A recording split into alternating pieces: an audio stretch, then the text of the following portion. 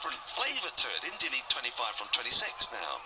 Yeah, it just feels a bit twitchy out there, doesn't it? I think that's the fourth time in this tournament we've seen the potential of a hat-trick. We haven't seen a hat-trick yet, but it's the fourth time someone's been on a hat-trick. On day 4.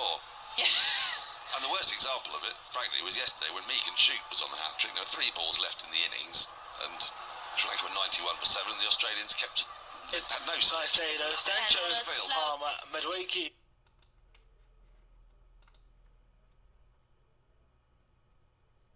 Is the 3 back 4. Yates, Ward-Prowse to the midfield 2. Anderson, Gibbs-White and Hudson-Odoi are the 3 in behind Wood, who will kick things off for us here at Stamford Bridge with Forest in their traditional red kit and white shorts and red socks with yellow goalkeeping jersey for Sells, for Chelsea all blue and white socks with David Sanchez in goal with all blue kit. The other game happening at this time in the Premier League is at Villa Park. Villa versus Manchester United, and we'll keep you posted of that game, of course. You can listen to audio commentary of that game also on the Flash Score website. Enzo Fernandez just taking a little bit of a knock to his knee. Enzo Maresca's team in win-win-win in the form table. 4-2 against Ghent, 4-2 against Brighton here, and a really convincing 3-0 victory over West Ham a few weeks back, and getting that 1-0 victory over Bournemouth just after the international break has really set them on their way in the early couple of weeks. For Forest, they lost last time out at home to Nottingham Forest after drawing 2-2 to Brighton away. But they did get that fantastic result against Liverpool at Anfield, and that will just make a little bit of the supporters and teams nervous in Stamford Bridge. Just knowing that Forest are not going to be any walkovers as Wood tries to bring the ball down, but it just trickles into the hands of Sanchez. So Sanchez for Chelsea with the ball. Black jersey for him. He's going to roll it out towards Levi Colwill. Colwill edge of the penalty area, taking his time to give it to Fofana. Fofana and Colwill now becoming a more predominant centre-back partnership. Here's Cucurella. Cucurella down low now to Enzo Fernandez. Enzo Fernandez to Cucurella. Cucurella back now to towards Fernandez, and Fernandez goes toe-to-toe with 2. And with Yates, the captain of Nottingham Forest. Cucurella down on the bottom with the throw-in down low. Gives the ball now on his right side to Fofana. Fofana down the right. It goes to Palmer. Palmer, of course, a goal scorer of 4 goals last week in the first half against Brighton. It's the first time that a Premier League player has scored that amount of goals in a first half of a Premier League game. It's with Cucurella inside the centre circle. Gives the ball to Caicedo. Caicedo slips it to Enzo, who's on this left-hand channel inside Nottingham Forest half. Gives the ball to Jadon Sancho, back to Enzo Fernandez, and Sancho was on his heels, so he couldn't play the 1-2. Let's go back to Jadon Sancho. Wants the ball on his left, he's on his right. He squeezes towards Jackson, back by Sancho here. Making the move, of course, from Manchester United. Jadon Sancho on loan from Manchester United. It's obligation to buy, so he's moved permanently, but when playing against Manchester United this campaign. But Wakey's now got the ball down the right, low ball looking towards Jackson's, swept away by Nottingham Forest, and Chelsea already penning back Nottingham Forest inside their own penalty area. Buster is the ball towards Fofana. Fofana on that right now to Palmer. Palmer up against a couple in Fernandez. It's swung into the middle, but it's comfortable to Sells. It's the Villa nil, Manchester United nil, Chelsea nil, Nottingham Forest nil. Brighton, Tottenham to follow in the Premier League. That'll be the full complement of fixtures for the Premier League this side of the international break. Of course, Nations League action starting this week. You can listen to that and read up on that coming this week, as Wood nearly steals the ball off Malo Gusto down this left-hand position. Augusto tries to drop that low, puts it back towards Sanchez. Sanchez into the middle now to Colwill. Colwill got Cucurella to the left of him. Colwill pokes the ball forward towards Caicedo. In the middle now goes to the midfielder from Ecuador. Now with Cowell, who's going to hammer this to the left side towards Sancho. Sancho plays it back to Cucurella. Cucurella back down to Cowell. It's now with Cowell. Diagonal ball floating to the right hand side to Noni Madueke. Really good touch from Noni Madueke. Brings it out with ease. Gives the ball to Gusto. Left side. Switching this now towards where Sancho is. Intercepted. Goes back to Sancho in the penalty area. Loses the duel. And in the end, the referee felt he was going to give a free kick to Yates. He hasn't, so Aina's got to keep it in. And that'll be a throw into Chelsea. Good intensity from this left flank. Sancho throws the ball to Cucurella to take the throw in from this near side where all the Forest supporters are situated. Shooting from right to left, Chelsea. Now with Enzo Fernandez. Fernandez just taking his time. He's able to check this back towards Cowell. Cowell with the ball. Chelsea pressing Forest. Well, Forest defensively are astute. They're now defended. Hard to break down. One of the hardest teams to get shots off and opportunities against. They illustrated that at Anfield. The only team to have taken points away from the league leaders in Liverpool, and they did that at Anfield. It's a result not to be forgotten about. As Sancho goes to the far corner, puts the ball into the far post. It was Madueke. Gusto gives the ball to Palmer. Palmer heads this down, but there was no one in front of him. And then it was just laid all the way down to Wood. Good strong challenge though from Fofana. Wesley Fofana. Good to see him playing in a Chelsea shirt, but more importantly being fit. He's had a couple bad injuries. It's not helped him start and play and get going his Chelsea career. Madueke. Now back towards Gusto. Gusto now back towards Fofana. Fofana.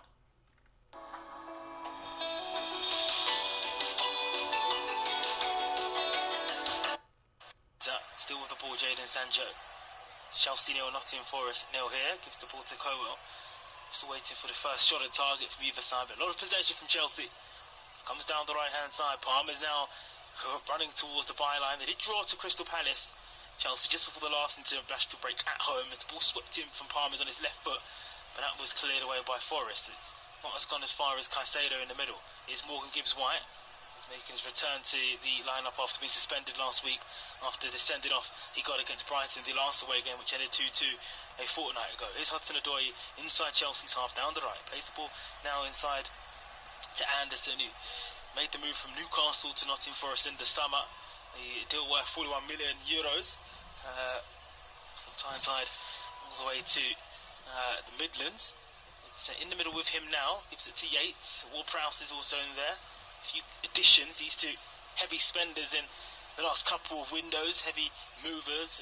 We had a look at the Nottingham Forest team and the Chelsea team from, let's say, 2 seasons ago, when Forest first came up and Chelsea were under Thomas Tuchel. I'd be surprised if there's anyone starting. That's a challenge for anybody listening to see who the players are remaining. There's so much change across both these two teams' starting 11 over the past few summer windows especially. And it's one back by Morgan Gibbs-White in the centre circle, which is intercepted well by Enzo Fernandez. Fernandez has the ball, gives the ball to Caicedo, and Chelsea go over the halfway line, looking towards Sancho. Sancho down the left-hand side. He's got 3 around him. He's going to ball back now towards Fernandez on that left side. He's steaming forward, the Argentine. He gives it to the Englishman and Sancho. Sancho running towards the penalty area. He's up against Aina. Just kind of hesitates, Sancho, waiting to see what he can do with the ball. And in the end, it's cut out by Aina, and it's back with Nottingham Forest. We just want to build from the back, Forest, and try and get themselves more settled into the game. That would be the aim for them, that's for sure. At the moment, it's been not a productive time. There's a former Blue in the lineup for Nottingham Forest in Hudson-Odoi, who got the goal at Anfield. Callum Hudson-Odoi burst on the scene, didn't he, back in 2019. Signed that deal to keep him at Chelsea when Bayern Munich wanted him for a couple of million. Say a couple, about 20 odd. And they decided to stay at Chelsea. It didn't work out after a fine start to his Chelsea career under Sarri. Sarri left in the summer, and he was out of favour after that. Here's Anderson for Nottingham Forest outside the penalty area. Floats the ball onto the left hand side to Marino. Marino takes his time to just check the ball, and it's with Anderson. Gives the ball towards Caicedo. Caicedo gives the ball to Malo Gusto. 10 gone here. And it's 0-0 between Chelsea and Nottingham Forest in this Premier League game. Over the halfway line it goes for Palmer. Palmer swinging it to that right to Madueke. Madueke now up against Alex Merino. Merino trying to keep hold of him, but Madueke goes into the penalty area, uses his left foot, shoots, but it goes wide from Noni Madueke. And if you feel Alex Merino, it's all about trying to not let Noni Madueke go on his left foot. See, show him the outside. Instead, he did bring him onto his left foot, which made it possible for Madueke to drive into the penalty box and to let a shot off, but in the end it was off target and lacked the accuracy to really test Sells in the Nottingham Forest goal. Better from Chelsea, better from both sides in regards to offensive play that we've seen this afternoon so far. It's now with Wood, who's picking up the ball outside the penalty area. There's a long punt up the field from Sells. It's gone out for a throw-in to Nottingham Forest for Aina to take after Yates was battling with Kukurea down the near side. Aina, the Nigerian international, had a really good African Cup of Nations at the start of the year in January and had some really solid performances at Nottingham Forest. He made that move from Fulham a few seasons back. Aina gives White one another throw deep in Chelsea's half. So better from Forest. He's keeping hold of the ball. As I said, both their wins this season have come away from home. Haven't been able to win yet at the City ground. And Forest staying in the Premier League only via goal difference last campaign.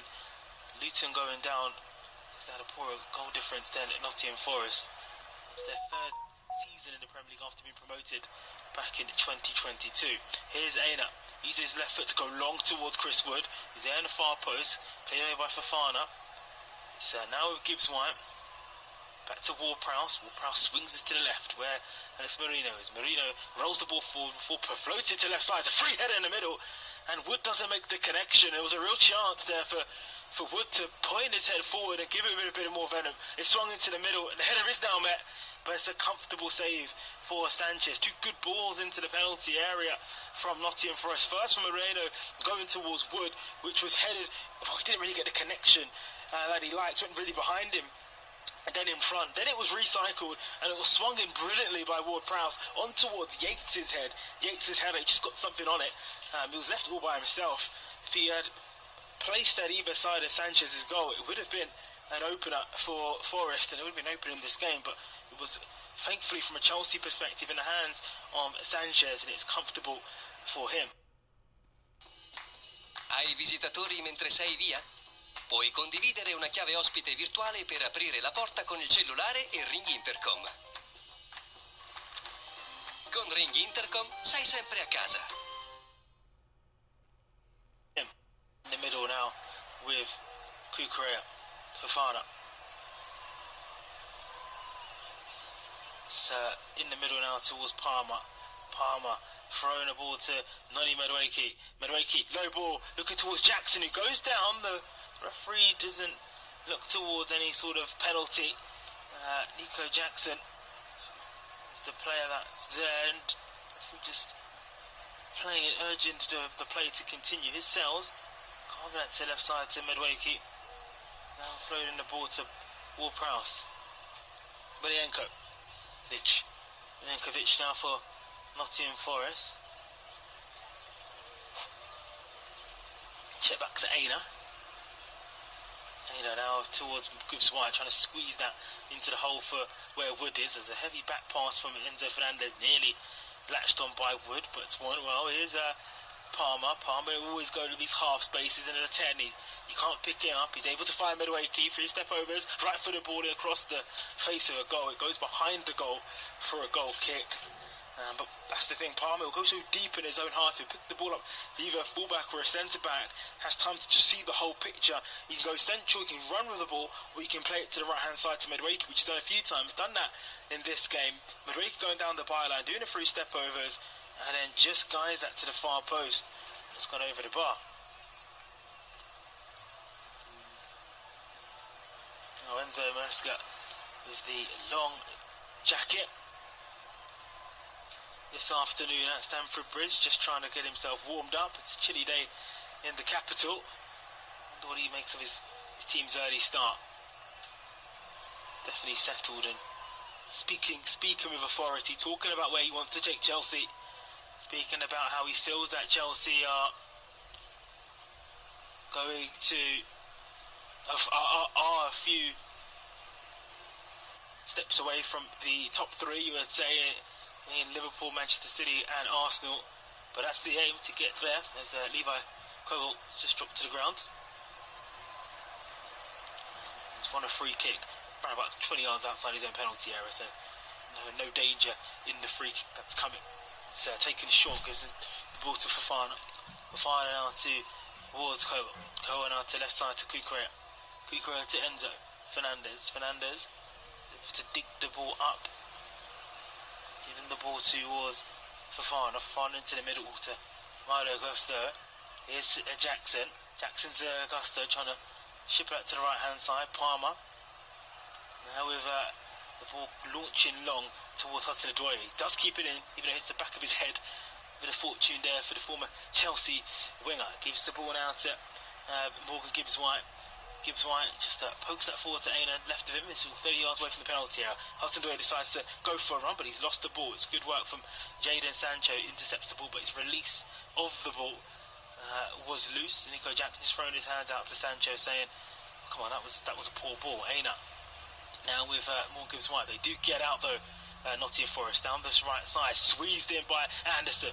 Gibbs-White searching towards the penalty box, and he tried to slip it towards Wood rather than shooting, but the turnover of play down that left was excellent by Nottingham Forest. Down their right, but down Chelsea's left, Sancho, Kukurea and Caicedo completely at odds where the ball was going. A nice triangle, removing those Chelsea players to play it to Gibbs-White, who was searching his way towards the penalty area, going forward towards Wood.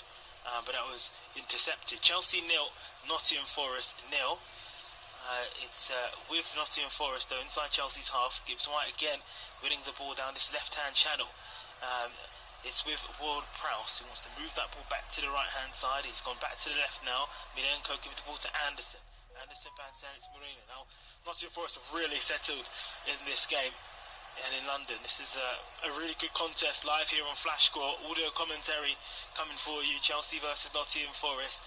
Manchester United taking on Aston Villa is 0-0 at the moment at Villa Park. Villa, of course, coming off that fantastic European win at home to Bayern Munich on Tuesday night.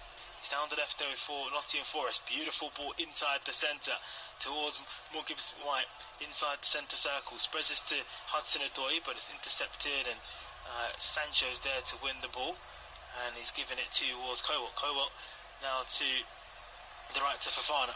Fofana outside the penalty area, down the right hand side it goes to Palmer. Palmer inside his own half gives the ball to Milo Gusto. Gusto just floats it across the back line to Levi Kowal.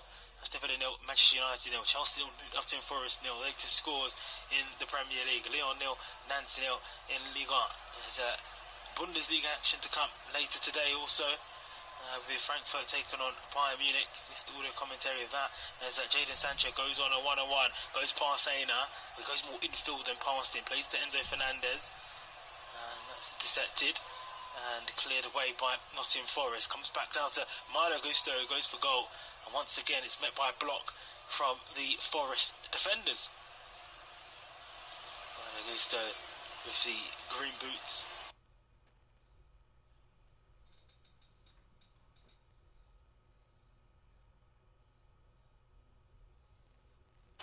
Pedro Neto and Christopher Nkunku off the bench, and Vega as well. We just feel with Chelsea that they have so much firepower, but when it isn't going well for them in the starting 11, they can throw on the likes of Christopher Nkunku and Pedro Neto to make a real difference as a ball comes in from Palmer. I did think that was a slight deflection, so it may be a corner to Chelsea. Just have to wait and see what the referee decides here. If you are joining us here, he's just kicked it in, and the referee decides it's going to be a goal kick from that Palmer ball. At this stage last week, Palmer had scored, if my maths are correct, I think two goals already against Brighton, in Brighton's open high line that they are playing at the moment. Brighton's a really free-flowing game, loads of chances, but credit to Chelsea in this game so far, because Nottingham Forest have had a lot of the ball in some really good positions, and they've not looked as open as they did last week in that 4-2 win. There's a criticism you could say to Chelsea in that victory, that, you know, for as much as they were getting joy over Brighton, Brighton were getting joy over them. So for that to, in the opening 20 minutes, be more solid is a real surprise. It's now with Fernandez on the left-hand side to Jadon Sancho. He's up against Aina, gives the ball right to Aina. Aina now back towards Jackson, hits the heels, and that'll be a throw-in to Nottingham Forest in their own half. And for Nuno Espirito Santo, the manager of Nottingham Forest, he would try and play these games by sectors and just be every 20 minutes, you know, a couple minutes time, it will be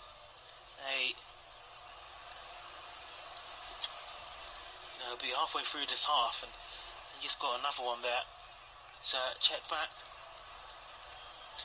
with now Anderson over the halfway line. He swings this into the centre circle for Morgan Gibbs-White. Heavy touch from Gibbs-White. Caicedo's nipped past him though, and that will be a yellow card. It was a dreadful touch from Morgan Gibbs-White, but Caicedo, if he was going to go, because the touch was so heavy, the ball had gone away, taken it away from Gibbs-White and him, it was just going to be and then Medwaki tries to rescue the ball also, but it's a free kick to Nottingham Forest in an exciting position. It's high up the field, it's only a couple 10 yards away. This is going to be interesting. Davinson Sanchez. So Morgan Gibbs-White over the ball. Opportunity for an opener in this game. And of course they have one of the best, if not the best, set piece taker in the Premier League in James Ward-Prowse.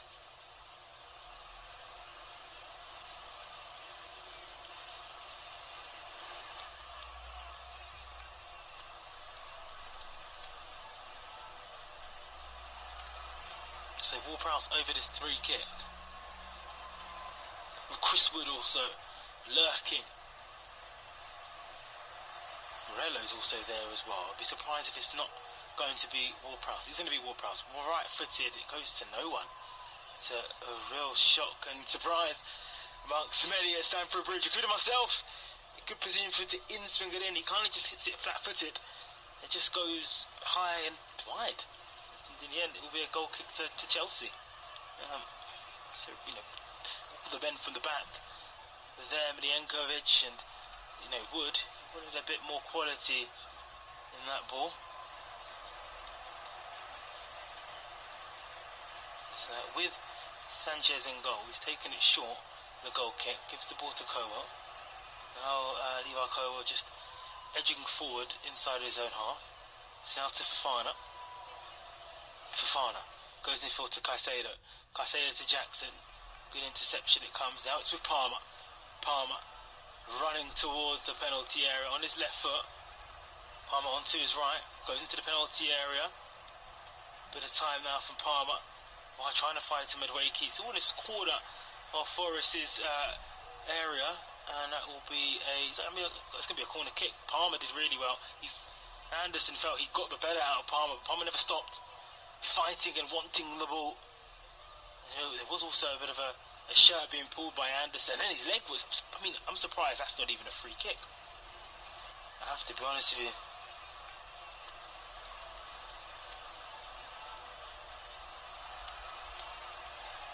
Now it comes now from the far side. It's going to be left-footed for Chelsea, coming from Cole Palmer. Doesn't beat the first man, it's headed away comfortably by Milienkovic.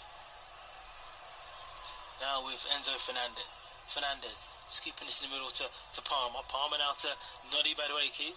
Here is Madueke. Edge of the penalty area. Shoots! And it does whistle over the bars. Better shot than the first one he had earlier in this half. Cutting on to that left foot of his off the right-hand side. Coming from that right flank. And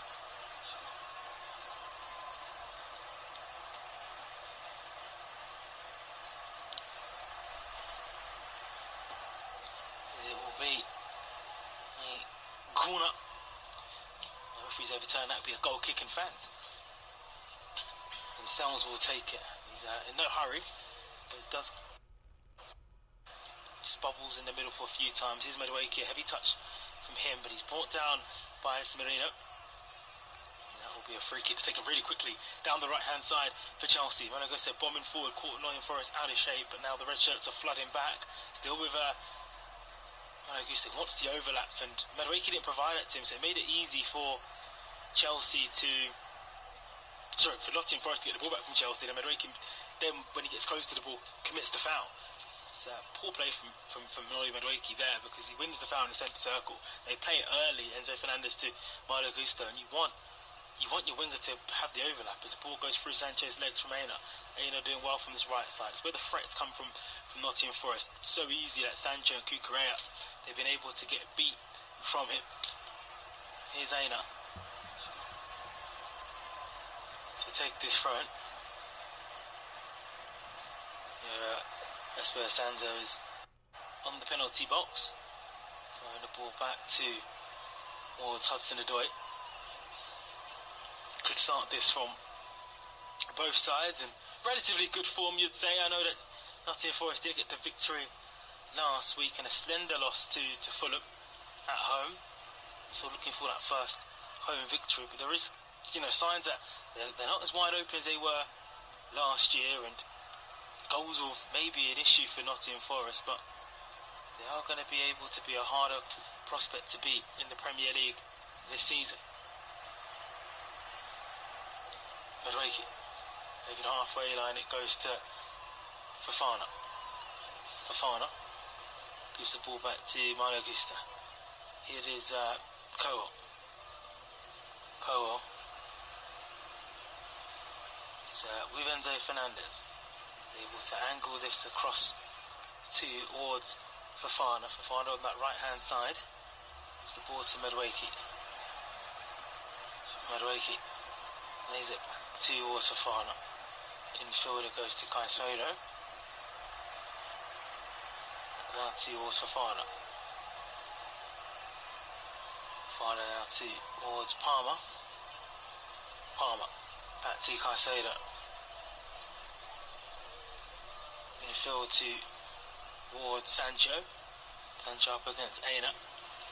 Aina now to Sancho, running wild down the left hand side. So on his right, pulls it back to outside the penalty box where Malagusta is inverted and he actually goes for goal in the end. The French fullback. It's an effort that's over the bar, and Enzo Maresca parading across this technical area. We just saw another clip of him and his reaction to that shot. One that is off target from Malagusta, but he's applauding it. The Chelsea coach. You wonder what it'll be like come half time, because we are approaching the half an hour mark in this game. Still goalless. 4 attempts to Chelsea, no attempts on target. 1 attempt from Nottingham Forest. They have that 1 target from that Anderson header, from a Yates header rather, from a Ward-Prowse cross. It's down this left side for Anderson. He's given the ball to Ward-Prowse. Moreno's there. Wants to go around Palmer. He's able to go around Palmer. It's good from Forest down the left. Fired across the box.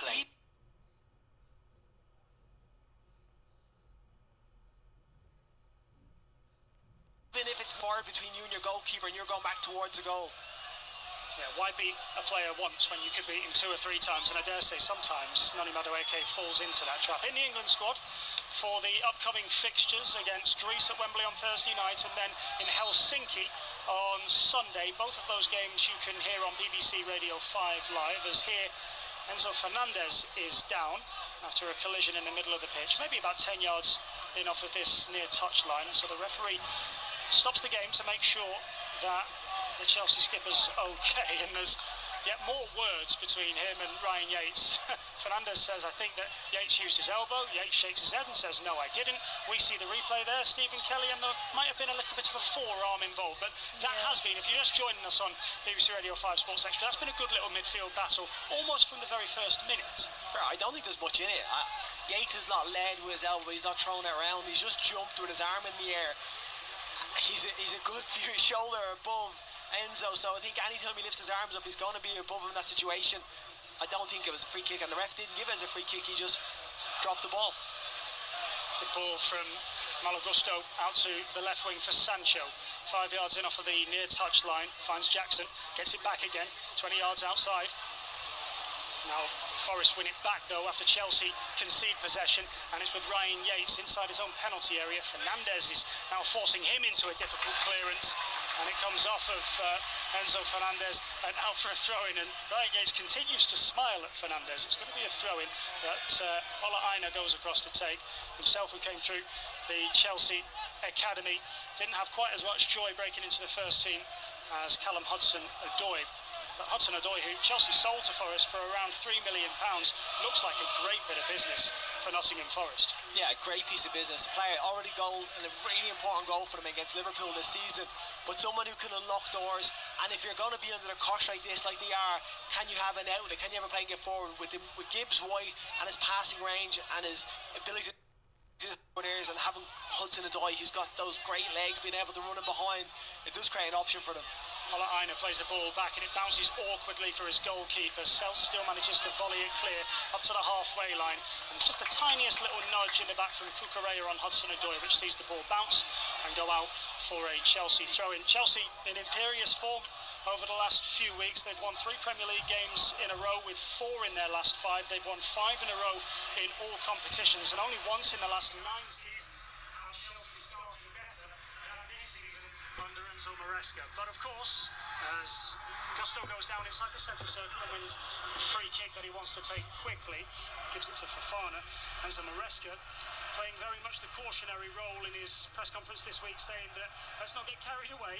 He's only been in the job for 3 months, whereas Pep Guardiola's been at Manchester City for 9 years, Mikel Arteta at Arsenal for 5 years, and at the moment he says his young team cannot compete with that of Manchester City and Arsenal for the title. He may well just be playing down expectations. I wouldn't blame him, because that is exactly what he's doing. No, I think you have to manage expectations, but also he's probably right in that, you know, realistically, it's City's to lose. Let's face it, that's what it is. It's City's to lose, and it's based on the players they have at their disposal. They've lost Rodri, which is going to be a massive blow, but with Pep at the helm, with the way he works out situations and the way he has them playing, it's going to be a tough spell to try and knock them off their perch. Arsenal have come close, but Chelsea are a good bit away from that, I think, at the moment. 32 minutes played, 0-0. Morgan Gibbs-White loses his footing on the far touchline and concedes possession as a result. Goes back to Levi Colwill. It's been a very tight game so far. Nuno Espirito Santo, a wily old character, he was never going to come here with reckless abandon, like perhaps Brighton did to an extent last weekend. As Fernandez turns the ball to Gusto inside the centre circle with the outside of his right boot, looks for a through ball for Jackson, who in the first half an hour or so of this game struggled to get on the ball. Nicholas Jackson, anytime he has freed up enough space for himself, his teammates haven't been able to find him, and on the few occasions that they have found him, he's not really been able to hold it up. Murillo almost caught in possession, meanwhile, as Forest tried to build from the back, as they do. Chris Wood almost looking for Ryan Yates, but instead conceding possession, and Fernandez has it. Quick passes now, and Cole Palmer gets on the ball, looks up, surveys his options, keeps hold of it for the time being before finding Noni Madueke down the right. He looks to give it back to Palmer, but in the process Moreno jumps in, wins it back, goes down. Free kick will give Nottingham Forest a bit of a breather. I think Palmer was offside when he went to go for the ball, even though Moreno went right through the back of him, I think. But the offside had already been given just in time. Just enough margin for error there, because you're right, Moreno, as Palmer's already in an offside position and the assistant's flag has gone up, Palmer hurdles Moreno, and then Moreno does catch him, but not too much. No, he's not. It's not a dangerous tackle, but he's looking at Palmer drift into an offside position. Yeah, could have been in trouble there. That certainly would have been one for VAR to look at, and I dare say it would have been a Stonewall penalty, despite the fact that there wasn't too much contact. Long clearance forward from Sells. 34 minutes on the clock. Flicks off of Chelsea's Wesley Fofana, and out for a Forest throw on the far side. Choice of listening for you on BBC Radio 5 Live today at Villa Park, commentary available between Aston Villa and Manchester United, John Murray and Clinton Morrison. That one is still goalless. Big afternoon for Erik ten Hag, the Manchester United manager. Still 0-0 here as well, as the long throw goes into the box and is cleared away by Chelsea, helped up in the air by Madueke. It falls in the direction of Caicedo, and he just collides with Milenkovic, goes down, wanted a free kick, didn't get one, and then Forest have really wasted the opportunity in the aftermath. A long-range, hopeful effort from Ryan Yates from the best part of 30 yards. He's dragged harmlessly wide, and he had options and Forest had numbers. He had a lot of options. There's 4 or 5 bodies, Forest bodies in front of him that he could have found a pass. He opts at a big shot. Palmer turns on the half turn, leaves James Ward-Prowse for dead. Down he goes. That will be a yellow card, and there will certainly be no complaints about that one. James Ward-Prowse going into the book. The pass into Palmer was excellent though, because his body position was really well to receive it. It's through the lines, and then as soon as he turns, he opens his body up, he's past that midfield of Forest, and Prowse has nothing to do but take him down, because the centre backs are just dropping off. They don't want to come out and engage him. It's a cynical one from the West Ham loanee.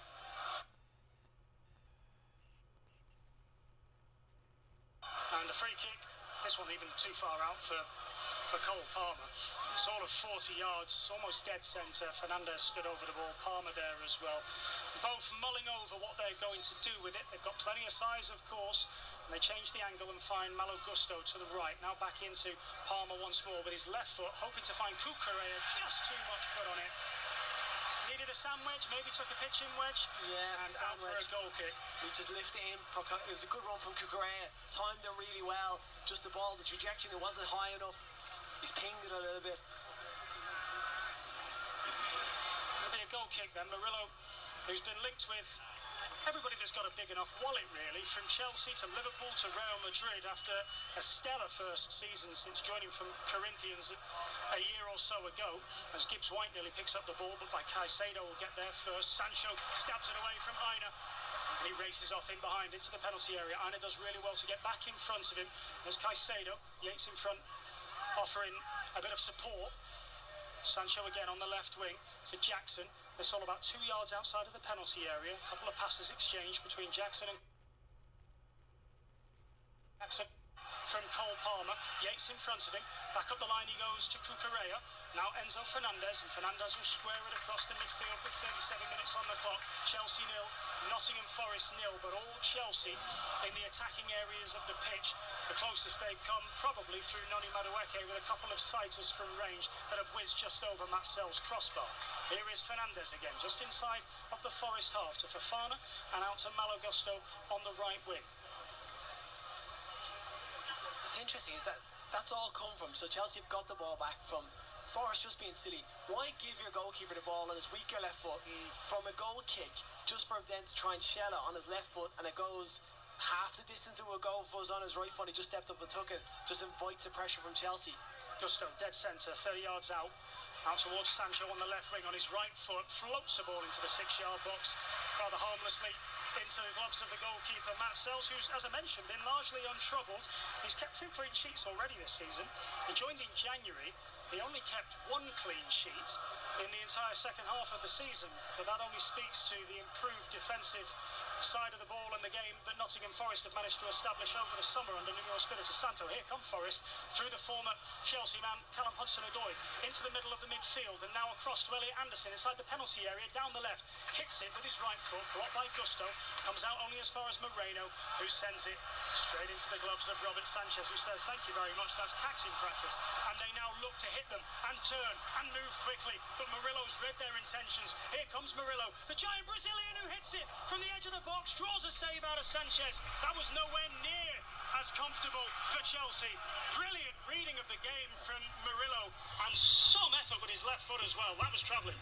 You just knew as he made that tackle and was driving forward, there's only one thing in his mind: he's hitting this. He's Brazilian, but he gets out of the pitch, he's not going to try and make a pass, he's not going to get the full back, and he absolutely smashes it. We saw him in the warm-up. He's got a wonderful left foot, and that was a great strike. Forest fans love that. Shouts have come on you Reds from the shed end away to our left. That's the end that Chelsea are attacking in this first half, so Forest will be attacking their own fans in the second. Here's Morgan Gibbs-White, little dinked ball into the penalty area. Sanchez comes out, grabs it, perhaps not at the first attempt, but at the second one, with Chris Wood and Ryan Yates lurking nearby. Yeah, Gibbs White, everything Forest have done well. He's been instrumental in it. Those little passes, he's picked up space. He's working so hard to try to find an option for a pass for them. And that one, he just gets a little bit wrong, just gives it too close to the goalkeeper. Sanchez can come out and claim it. Gibbs White been named in Lee Carsley's England squad for the upcoming Nations League fixtures against Greece on Thursday at Wembley and at Finland in Helsinki on Sunday. You can hear live commentary of both of those games on BBC Radio 5 Live. Match of the day 2 on the way tonight. BBC One, 10:30, the women's football show on at 11:45. That also on BBC One with all of the goals from this weekend's WSL action. Chelsea aren't playing. That's because their game was postponed because of a Champions League fixture, and postponed in amongst a bit of a cloud really there, but you can hear their Champions League fixture on Tuesday night against Real Madrid on BBC Radio 5 Live. On Wednesday evening, Manchester City against the holders of the Women's Champions League, Barcelona, and then I say England coverage on Thursday night. We've played 40 minutes. I imagine Nuno Espirito Santo, as Chelsea go into a pattern of possession on the halfway line, will be very happy with what he's seen so far. Yeah, I think defensively they've looked good. They've restricted Chelsea's to shots from distance, and then when they've countered, they've looked dangerous. Look how fast Cucurella is. We know how fast Hudson-Odoi is, as Hudson-Odoi is beaten for pace by Cucurella and then beaten for strength, and Chelsea win it back, and now they're off to the races. Down the right wing, inside the final 5 minutes of this first half, Madueke to Palmer, fakes to shoot with his left foot, gives it instead to Sancho, edge of the box, 20 yards out, to Palmer again. There's expectancy every time he gets on the ball. Scored 4 last week. Why wouldn't there be? Madueke inside the penalty area, sneaks it into the 6-yard box, pushed away to Fernandes. The shot goes goalwards, but saved by Matt Sells, who was back up on his feet again, and it went straight down his throat. A sigh of relief for Matt Sells. The first time pushed it back into a dangerous area. I'm not sure he had much other option, to be honest, but that's something that's got the Chelsea supporters back into this game, because it's been a little bit quiet in the Chelsea sections through the first 41 minutes of the game. It is. It's just when they up the intensity in the forward areas, they look really dangerous. Madueke this time doesn't hesitate, just fires it across the goal, and Sells gets a good hand to it, but drops it Fernandes, who hits it on the half volley with his left foot back to goalkeeper. But his reactions are brilliant. He gets up really quickly, and he's back in a really good position to stop it. That's the first shot on target, if I'm not mistaken, in the game, and a relatively tame one in the end. Fernandes had picked out the top corner. I have absolutely no doubt that Chelsea would be a goal up, but as it is, it's still 0-0 with 42 minutes on the clock here on BBC Radio 5 Sports Extra, as Colwell plays it out to the left wing for Sancho, the Manchester United loanee who will sign permanently here next summer for a fee of around 20 to 25 million. Plays it back to Enzo Fernandez, who signed for just the 107 million last year, and his floating ball drops over the head of the Forest defence, and more crucially, Noni Madueke at the back post and behind for a goal kick. 20-25 million for Jadon Sancho. Chump change in comparison to some of the fees that Chelsea have paid out over the last 5 transfer windows. A combined £1.5 million has been spent by Chelsea. That is quite the squad for Enzo Maresca to inherit. It comes with its own problems. An A team, a B team, as you said, Stephen Kelly, a C team as well, but it's working out quite well for them. The A team and the B team combined have won 5 in a row in all competitions, and the last 2 games they've won by 4 goals to 2. One against Brighton, one against Ghent. Here's Hudson-Odoi on the right wing. 2 minutes remaining at the end of the first half. Wouldn't think we'll have too much stoppage time, as Milenkovic has to step forwards, give it towards Murillo. Murillo caught in possession. The last line of defence as well. It falls to Madueke, but Forest getting back in numbers. Madueke into the penalty area, cuts it back for Palmer, challenged by Aina. It's gone in, has it? No, Matt Sells is there. The referee looks at his watch and shakes his head and says somehow Matt Sells has kept that out. Cole Palmer so close to scoring again, but somehow, and that is the key word, Forest keep the score at 0-0. I think somehow is the recovery tackle from Enya, the fullback. Unbelievable tackle. Absolutely flies in. As Palmer, you think this is a tap in, 5 yards out, he's going to pass this to the back of the net, going to run off and celebrate. But Enya comes in from nowhere, throws his body in front of it. Here's Gibbs White now cutting it back. It falls to Wood, who leaves it for Yates, in his shot deflected over the top of the crossbar. End to end at the end of the first half, and just as good as Ola Aina's tackle was at the other end. That's a brilliant block by Levi Colwill. Sensational, gets put back again. You think you're just going to see the net bulge, pull back, edge of the box, shot from Anderson, I think it is, and Colwill just flings himself at it. A wonderful block, step over from Wood just to create the space. Sanchez is delighted with his defender, gives him a big pat on the back, but that's two unbelievable pieces of defending. And you will love that, says the former defender there. All these attackers get all the... It was weird, I got so excited about a tackle. From a right fullback, if I'm not mistaken. Yes, very much so, yes. There we go. Forest's first corner of the game inside the final 30 seconds of the first half. James Ward-Prowse has gone across and will take it. A right-footed outswinger as some of the Chelsea fans start to get a head start on the T-bars. They sell other stuff too. Here comes the outswinger. Milenkovic was the target, headed away by Fofana, only as far as Moreno. Double ricochet, it falls towards Yates. Yates is in behind. Another great challenge, and now the linesman's flag goes up. Colwill there again, Kukurea too, but it's definitely Colwill who makes the telling tackle inside the 6-yard box, and Yates is now injured, holding onto his knee, as we see the 1 minute mark go up on top of the fourth official's board, and it will just be a minute of additional time that we'll have to ensure now, as both sides just get a breather, and Ryan Yates is held and helped up to his feet by Levi Colwill and Robert Sanchez. 0-0, but both ends, both defences creaking towards the end of this first half. I'm dying to see that tackle from Aina again. I just have to see how much have he got onto it, because I just thought Palmer thought this is going in. I'm going to just pass into the back of the net. Of anybody as well, Cole Palmer at the moment will have thought that an absolute gift that he would not pass up. He didn't get a choice in the matter in the end. Aina took that out of his hands. Clearance from Forest, but only as far as Gusto. Here is Cole Palmer, little ball down the right, back to Gusto, finds Madueke, back to goal. Palmer once more, shot blocked by Ryan Yates, out as far as Chris Wood, and the referee calls time on the end of what was a breathless last 3 or 4 minutes to that first half, Stephen Kelly. Yeah, absolutely fantastic. Chelsea trying to get into the forward areas. Madueke's been really pivotal on everything they've done well. The last time he nicked the ball off Murillo again to pull it back for Palmer, and now Palmer's gone through again. You think he's going to pull the shot away, get it on target, but Yates has got the block. So defensively, you got to give credit to Forest. Have limited Chelsea to shots from distance over the bar, 1 or 2 efforts in goal, and it's been an entertaining game for a 0-0. Well, no side in the Premier League have produced fewer goals in their games than Nottingham Forest, and no sides also faced fewer shots on target in the league this season than Forest, so they are far better than they were last season. Milenkovic and Murillo, a big part of that. Ola Aina on the right, Alex Moreno on the left, and all 4 of them have been called into action a lot in that first half, because as busy as they have been, it's not as if Matt Sells has been troubled that many times. Yes, he scrambles the ball off the line after that Ola Aina challenge on Cole Palmer, and yes, he has a comfortable save from what is probably the only shot on target in that first half from Enzo Fernandez, but other than that, Sells hasn't been that busy, just like Sanchez hasn't been at the other end. Sanchez's one save was from Murillo's long ranger. Yeah, I think Chelsea have been a little bit wasteful in the final third. They've got themselves in a really good position. It's just that final pass, that final cross, getting your head up, pulling the trigger quick enough. But what you have to give credit for Forest is, as soon as the ball has been put into position where Chelsea are going to shoot or they're going to pull the ball back, they've got bodies in the way, they've got numbers there, they've reorganised. Murillo got caught twice on the ball in the first half.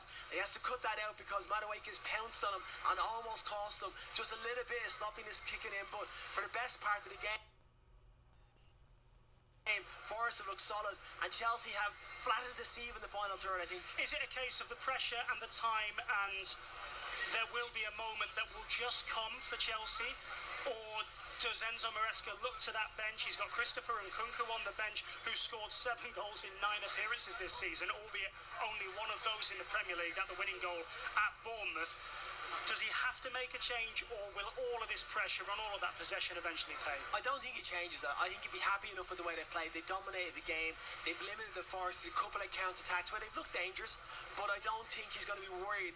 They've got into good areas. They've got into the final third often enough. It's what they've done there, and he's just going to be saying to them, listen, when you get there, just take your time, pick that pass out, look for the right option. you know, if it's not on, recycle, come back again, we'll create a chance. He's got enough players with enough quality to cause them problems, and I think Chelsea are going to want to build on that first half and just get a little bit more clear-cut chances. Yeah, perhaps Nuno Espirito Santo, the Forest head coach, will be the happier of the two at the break. More from Stephen Kelly at the second half here at Stamford Bridge, where at the break it's Chelsea 0, Nottingham Forest 0. We'll be back for that second 45 shortly, but now we can join BBC Radio 5 Live with news from the rest of the day's action from Villa Park. Sarri's long-range effort being tipped onto the crossbar by Daphne van Domselaar. From the resulting corner, Justin van Hoovermaat saw her header cleared off the line. It's goalless at half-time. Harry Maguire can hardly hobble off the field. Yeah, I know. Which he has done now. And he's waiting till the whistle goes because he's not walking around past those fans. There you go. That's experience. Yeah, and there's the half-time whistle. We'll not see any more of Harry Maguire. If he had been in the England squad, he'd be withdrawing. I think we can say that quite confidently. And probably Ezri Konsa will be withdrawing with the injury that he picked up. And Maguire is really struggling and is having to be helped. He'll have to walk the whole distance of the pitch to the dressing rooms after a really disappointing first half. Aston Villa 0, Manchester United 0, Clinton Morrison. Yeah, really disappointing, and it's a bit cold, and Carlos has took his shirt off. Maybe he wants to show he is a big lad, so maybe he's showing his muscles, but yeah, it's been a disappointing half. I think Man United have been the better team. I think Aston Villa obviously have a hangover from the great result they had against Bayern Munich, but Villa will play better in the second half. I think we can see Duran on maybe at half-time. Yeah, at half-time? Yeah, I hope so. This is a real opportunity for Manchester United. But as you say, Villa will improve.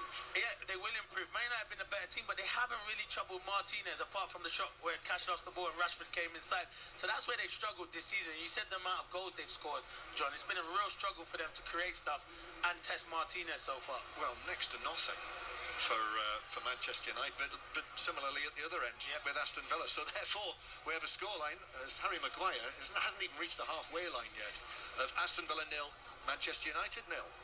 Yeah, I really feel Clinton Morrison for Harry Maguire, who, as we just watch him limp off now, it's going to be at least another minute before he gets off the pitch, I think, because he's struggling that much. You know, he came on against Porto, he got his goal, and Manchester United defensively have been so much better today, so you really have to feel for him. Yeah, I do feel for him, man. He's one of the good guys. He's really good in the dressing room. I hear a lot of positive things about Harry Maguire. He ain't really had any luck.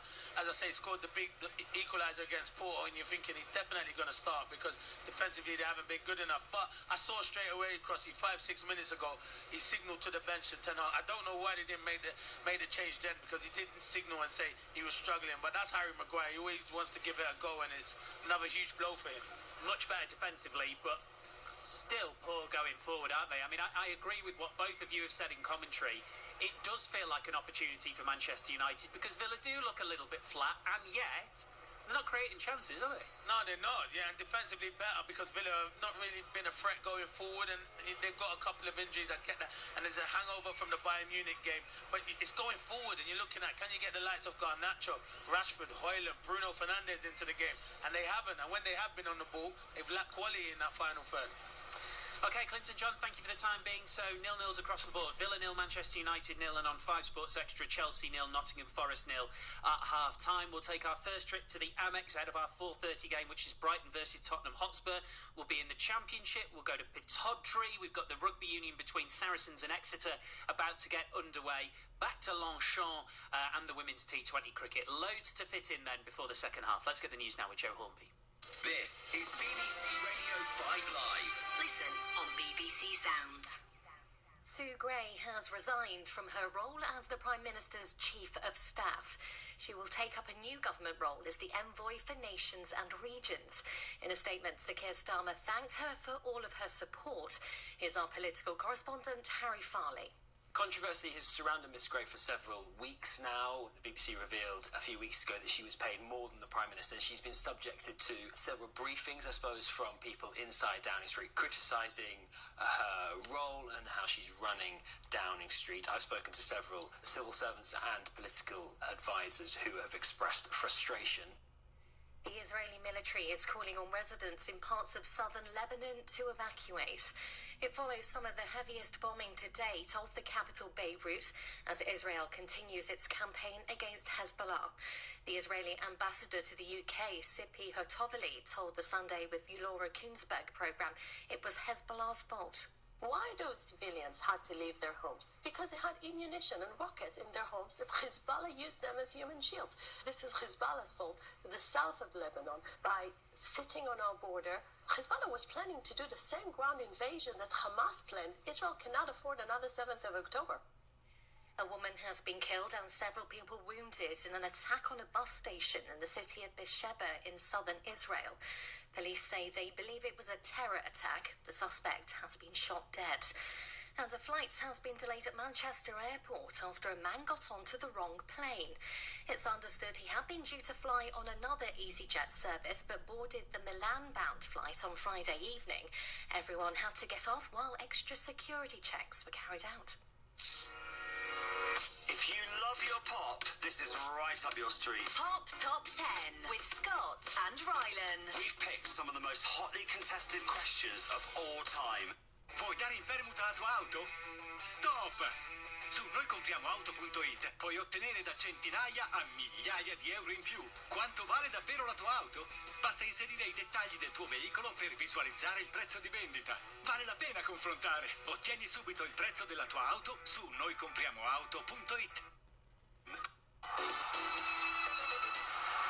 Villa 0, Manchester United 0, Chelsea 0, Nottingham Forest 0. Second half commentaries on the way. Meanwhile, Manchester City have just gone top of the WSL. Sani Rudravajula. With a 2-0 win over West Ham, Lauren Hemp 11 minutes in from close range with the first, and Mary Fowler nodding in a cross, stood up by sub Bunny Shaw after 71. West Ham offered very little. City again wasteful as they were against Brighton. Tougher task will come for them as soon as Wednesday when they host Barcelona in the Champions League. Full time in the WSL, Manchester City 2, West Ham 0. Other scores: half-time Arsenal 0, Everton 0, Tottenham 0, Liverpool 1 just into the final minutes of the first half. But Sophie Lungard, the Liverpool midfielder, has picked up quite a nasty-looking injury in that one, so she has had to go off. We've got the Prix de l'Arc de Triomphe coming up on 5 Live in the next half hour. John Hunt. Yes, a fantastic mix of the very best horses right across the globe. Representatives from Japan, from Ireland, from Germany, from France, and 2 from Great Britain. The favourite currently, Steve, is Sosi, trained by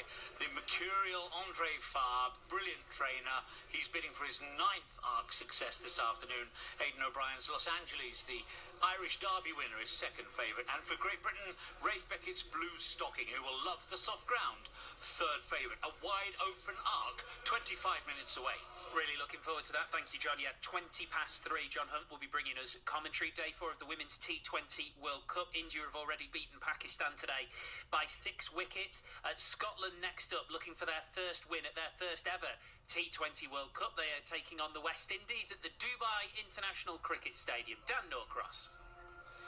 Well, these two sides are in England's group, and they both lost their first game quite heavily. The West Indies by 10 wickets with 13 balls to spare. Scotland lost by 16 runs. Scotland have won the toss. They've elected to bat. What we've seen is that hardly anybody's been able to get above 120 when batting first. Only one side's managed that. It's been New Zealand so far. This is the 8th game, so all eyes are on to see whether Scotland can pull off what would be an upset. The West Indies are former winners of this tournament, albeit in 2016. Scotland are unchanged from the side that had that loss by 16 runs. The West Indies have had to make 2 changes. Shamila Connell is out, and Ashmidi Munasar is in. Zaida James, who got injured, smashed in the chin when bowling in the first game. She's been replaced by the batter Chadine Nation. Scotland win the toss and have elected to bat. And you'll be able to listen to commentary on the BBC Sport website. League leaders Saracens take on Exeter in the Gallagher Premiership at 3 o'clock. Chiefs go into the game off back-to-back defeats. Saris have won their first 2. Adam Whitty. Yeah, this was not that long ago the big top-of-the-table rivalry in English rugby, but as you mentioned there, Steve, 2 teams with very different starts to the season here at the Stonex. Saracens beginning a new era without Owen Farrell, the Vunipolas, many more. Could be the only team to make it 3 wins from 3 in the Premiership today. England captain Jamie George starts for the first time this season as one of 3 changes. Maro Itoje is not involved. Exeter, as you've already mentioned, looking for their first win of the campaign. 3 losses out of 3 is not a good start for them. They are looking for their first win at the Stonex since 2017. 7 changes for them. Rob Baxter bringing the changes. A first start for prop. Will Goodrick Clark among them. The players just making their way out of the tunnel here. The kick-off at 3 o'clock. Celtic are top of the Scottish Premiership after a come-from-behind 2-1 victory over Ross County. They've won 7 from 7. Aberdeen can join them with the same perfect record if they beat bottom-of-the-table Hearts at Pittodrie. About to get underway. Gavin Wallace. Yeah, not far away from getting underway. Good afternoon from Aberdeen. We've just had a big display seeing Simi in front of us for Neil Simpson, a Gothenburg great who was part of that team that beat Real Madrid at the Cup Winners' Cup in 1983. He's announced his retirement from everything to do with football. But back to the football then, as you say, Aberdeen flying high at the moment. Hearts going through a bit of a managerial change. They're talking to about 8 candidates just now. They may have turned a bit of a corner. They've made 6 changes to the team that won midweek away at Dynamo Minsk. Aberdeen, no surprise, it's the same team there. And you go back to this point last season, believe it or not, Hearts finished third, 20 points ahead of Aberdeen. If Aberdeen win today, Steve, they'll be 19 points ahead of the visitors, so we hopefully will have a decent game in prospect. So Hearts bottom of the Scottish Premiership, Cardiff City are bottom of the Championship. They're going to Ashton Gate. It's the 7-side derby against Bristol City. Molly Stevens. Yes, and both sides opting for an unchanged starting 11 from midweek, Steve. Not just bragging rights on the line here today, with just 27 miles separating these football clubs, but potentially a job too. Interim boss Omar Riza will be hoping to lift the Bluebirds off the bottom of the Championship table as he stakes his claim to become the permanent manager. Only one of the last 24 league meetings between Bristol City and Cardiff City has ended as a draw, a goalless draw in October 2015, so let's hope for goals today.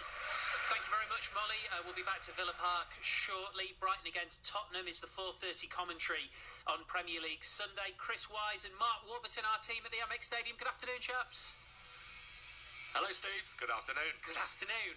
Chris, looking forward to this? Yeah, very much so. I think we all are, really. The Highline Derby, they're calling this, aren't they? Brighton against Tottenham Hotspur. So much talk about the two teams and their styles in these first few weeks of the season. And the pitch today, I mean, from a Tottenham perspective, last 5 games, 5 wins. They really look like they've turned the corner under Ange Postecoglou. And I think Brighton got a bit of a wake-up call last week under Fabian Hertzler, because everything had been bright and breezy since he came in, and then suddenly they went to Stamford Bridge, and perhaps because of the way they played the game, they were turned over in London last week. So, Mark, I guess that makes it very intriguing. It will be. Our 2 managers here, Chris, who believe firmly in their styles. Their attack of the tent is clear for all to see. They're brave in what they do. The players are bought into that philosophy. So I think we're for an outstanding game of football. It is indeed about the high lines. It is indeed about pressure on the ball and the one-on-one, 1v1 situations. But I think today we'll see a fantastic game of football. I honestly think high line, Mark, almost doesn't do it.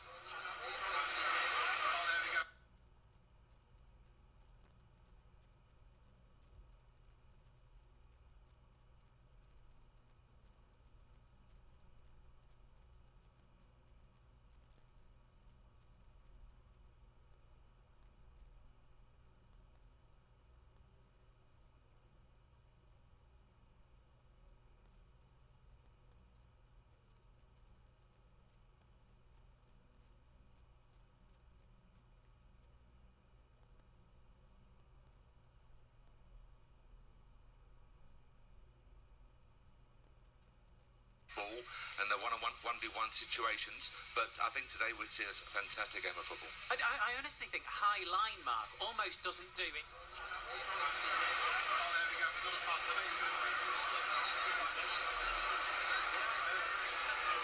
Okay, welcome back to Stamford Bridge for the second half of Chelsea against, for you on 5 Sports, red shirts, white shorts and red socks.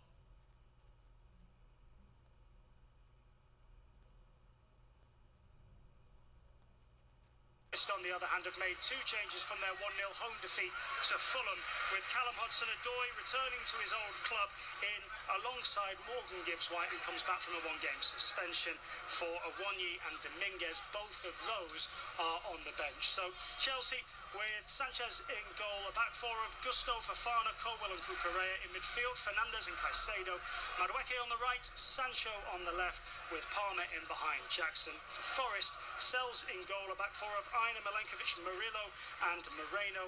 In midfield, Yates and Ward-Prowse with Elliot Anderson offering extra depth as Madueke tries to get away from Moreno. Moreno bundles into the ground. Linesman's only a few yards away, gives nothing, much to the disgust of the fans away to our right there in the Matthew Harding stand. And Yates will now battle for it in the midfield with Fernandez, but it comes to Caicedo, who hits it from around 25 yards. It goes maybe 3 or 4 yards wide of Matt Sell's left hand upright. Just to finish off that Forest team, Elliot Anderson in there with Callum Hudson-Odoi offering some width and Morgan Gibbs-White in behind Chris Wood. Stephen Kelly. Yeah, what I love about Madueke is his willingness to just go, right, I'm going to run behind you as a fullback. Palmer knows as soon as he just comes and goes, spins it behind, puts the ball in behind. To be honest, I actually think that was a foul. Moreno came across him, no intention to play the ball, and then they build on that. Caicedo as a drive forward, and there's a snapshot, and the ball was underneath his feet, couldn't really get it out, and he kind of slices across it. Chelsea fans unhappy with the time that Sells was taking to take the goal kick for Forest, looking long up towards Chris Wood, down to Anderson, who signed from Newcastle in the summer for what is a record fee for Nottingham Forest, around 35 to even £40 million, including add-ons, as Yates, one of their hometown heroes, plays it to Gibbs-White, who finds Aina. Aina cutting in off of the right wing, former Chelsea Academy pro, how he'd love a goal here today at his boyhood club. Comes back towards Ward-Prowse, and with a right boot plays a curling cross all the way to the left-hand side. Anderson knew he was going to be offside, so he had to leave it, and Moreno comes across along with Callum Hudson-Odoi and tries to keep a hold of play for Forest, and instead it deflects out for a Nottingham Forest throw-in. As Forest attack the shed end here at Stamford Bridge on this grey but mild afternoon, it's that shed end where the travelling thousands of Forest supporters are gathered. It looks like there's a cast of thousands at the near post at the moment. A lot of size, a lot of players in a tiny area in front of that near post as Moreno looks to launch the long throw in that direction. Headed up in the air but not away. It falls to Gibbs-White, who turns his header goalwards, but that was always going to jump and drop itself harmlessly into the gloves of Robert Sanchez. And meanwhile, as Chelsea then try to set Nicholas Jackson away, he goes bundling into the back of one of those Forest midfielders. I think it's Ward-Prowse. Down he goes, and that'll be a free kick for Forest, level with the halfway line. Chris Kavanagh looks at Jackson. Jackson looks at Kavanagh, and the referee gives him a look of, well, what did you want me to do? You've tried to run through a man. Yeah, it's one thing if like Jackson tries to go away, we just tried to run over Ward-Prowse to get to the ball. And, like you know, you just can't do that. But what's interesting is the long throw in from Forest. Every single Chelsea player is backward inside their box trying to protect it, and then the ball is just looped in. It's not like it's a Rory Delap ping into the post. It's just this lofted throw from Moreno into not a great area either. Not many Rory Delaps left in the game as a long ball goes forward. Milenkovic heads it down, and it's in off of Chris Wood. The flag stays down, and Forest lead, and Chris Wood just deflects the ball with his tippy toes into the bottom corner of the net, past Robert Sanchez, and Forest lead at Stamford Bridge in the early stages of the second half. It's such a simple free kick. Loft the ball into a good area. Milenkovic forced to get contact, and then you have down the middle, gets the smallest of touches in it, direction to the far corner. It's a goal. The refs having a chat with the Chelsea players here. I don't see a reason why this is going to be scratched off. I think Wood was onside, and it's just so simple. Chelsea just don't deal with the long ball. Milenkovic gets a free header across his man, and Wood is there to tap it in. Exactly how Forest would have wanted to stick in this half, and Chelsea are going to have to up their tempo and up their game. It's Chris Wood's 13th game against Chelsea, but his first ever goal against the Blues of West London, and that was the most out of any other Premier League side, along with Liverpool, that he'd played against them but never scored against them. All those years with Burnley and with Newcastle, and now with Forest, Chris Wood scores what is his 4th goal of the season. It is Chelsea 0, Forest 1, and now we got a game on our hands. It was an absolute mismatch though. It was Milenkovic against Gusto on inside the box, and Milenkovic had a run on him as well. Here's Moreno on the left wing now for Forest in that left full-back position. Madueke's won it back off of him, but Anderson will get there first as the ball comes free, plays it forwards. Woods slides almost like he did in the way that he scored the goal a few moments ago. When I spoke to Chris Wood in the summer in the south of Spain on Nottingham Forest pre-season training camp down there, Stephen, he spoke about his intelligence, his nous. He said, I've never been the quickest of players, but what I have always been is intelligent, and he thinks he can score goals that way in the Premier League to this day. As Madueke finds a ball down the left-hand side for Sancho. Sancho looks to give it back to Madueke, but there is Ward-Prowse nicking it back for Forest, and he'll sprint away with the ball and just buy those Forest defenders a little bit of breathing space. We've seen them do this already at an away game. They've been better away from home so far this season, Nottingham Forest, at Anfield, where they came away with a one-goal scoreline and a one-goal win. They'll look to try and do the same now and probably defend with absolutely everything as Ryan Yates picks it up on the right wing towards Callum Hudson-Odoi. Back to Yates again, low ball into the penalty area. Poor attempt at a clearance initially from Colwill, but he'll find Cole Palmer. And this is a different Chelsea side. Chelsea have been off to a brilliant start this season, and as they counter-attack down this left, they are free scoring. You'd be amazed if they manage to shut them out this afternoon as the ball goes into the box and Moreno chests it down, and now it's at the feet of Elliot Anderson in the middle of the Chelsea half. Ryan Yates, game's incredibly stretched, Kelly. End to end here now. Hudson-Odoi one-on-one versus Cucurella. He's driving inside. Gets to the edge of the box. He's got Morgan Gibbs-White to the right of him, closed down by Cucurella. And back to Gibbs-White again. Of course, Callum Hudson-Odoi is he, and Gibbs-White, the two changes this afternoon, both of them coming back in. Gibbs-White from suspension. Hudson-Odoi more from just the tactical rotation of things for last weekend's 1-0 defeat at home to Fulham. They exchange a couple of passes, and it's now with Alahaina on the right wing, and Chelsea supporters trying to get behind their team, make a bit of noise, try and rouse them from this sleepy state that they find themselves in the early stages of the second half. Chelsea 0, Forest 1. Chelsea, who are 8 points better off than at the same stage last season, but will not want to go into the second international break off the back of a defeat here against Nottingham Forest as Palmer picks it up, tries another sort of eye-of-the-needle pass to pick out Nicholas Jackson, and it's broken up by the Forest defence. We've played nearly 53 minutes. 1-0 to Forest here at Stamford Bridge as Hudson-Odoi cuts in off of the far touchline and again exchanges passes with Gibbs-White. Enzo Maresca has got his players, and I mean there's an army of them, warming up away to our left-hand side. He has so many options that he could turn to. Pedro Neto, Joao Felix, and I dare say Christopher Nkunku, chief among those options. Yeah, I'd say Nkunku could be the first introduction you're going to see. I think Jackson has been quiet. I think, like I said, in the final third, Chelsea have just been guilty of making the wrong decisions. That last foray they had into the Forest box was Caicedo driving forward, and he just puts an aimless ball into the box with no one in there, doesn't get his head up. And it's just those moments where they need to be calmer, they need to be more relaxed, and you know, you're looking for the likes of Palmer to actually start to really influence the game, because he hasn't had that, what we expected of him up until now. Hudson-Odoi on the right wing, cutting into the penalty area, back to Anderson, whose shot stings the palms of Robert Sanchez, pads it down into the turf, and then grabs it as Enzo Maresca, now the Chelsea manager, in his navy blue puffer jacket, is telling his players to settle down a little bit, calm down, get a grip of the game, get on the ball a bit. That is an unbelievable chance from Addison. I actually think he has to do better here. He just passed into the hands of Sanchez. I think he has to test the goalkeeper more, because it's put back to him. The pace on the ball is perfect for him to strike it, and he just kind of lofts it in. There's no real conviction in the strike. Colwill on the ball for Chelsea, out to the left wing for Fernandes. The Chelsea skipper plays a 1-2 with Sancho. Sancho has 3 assists in his first 3 Chelsea appearances. Only 2 players in Premier League history have managed 4 in 4. Chris Waddle and Cesc Fabregas here at Chelsea. There's Colwill. Up forwards, straight ball to Jackson. This time he holds it up and finds Fernandes. Out to Sancho, a couple of step overs towards the edge of the box, down the left wing to Fernandes again. Has his foot on the ball, surveys his options.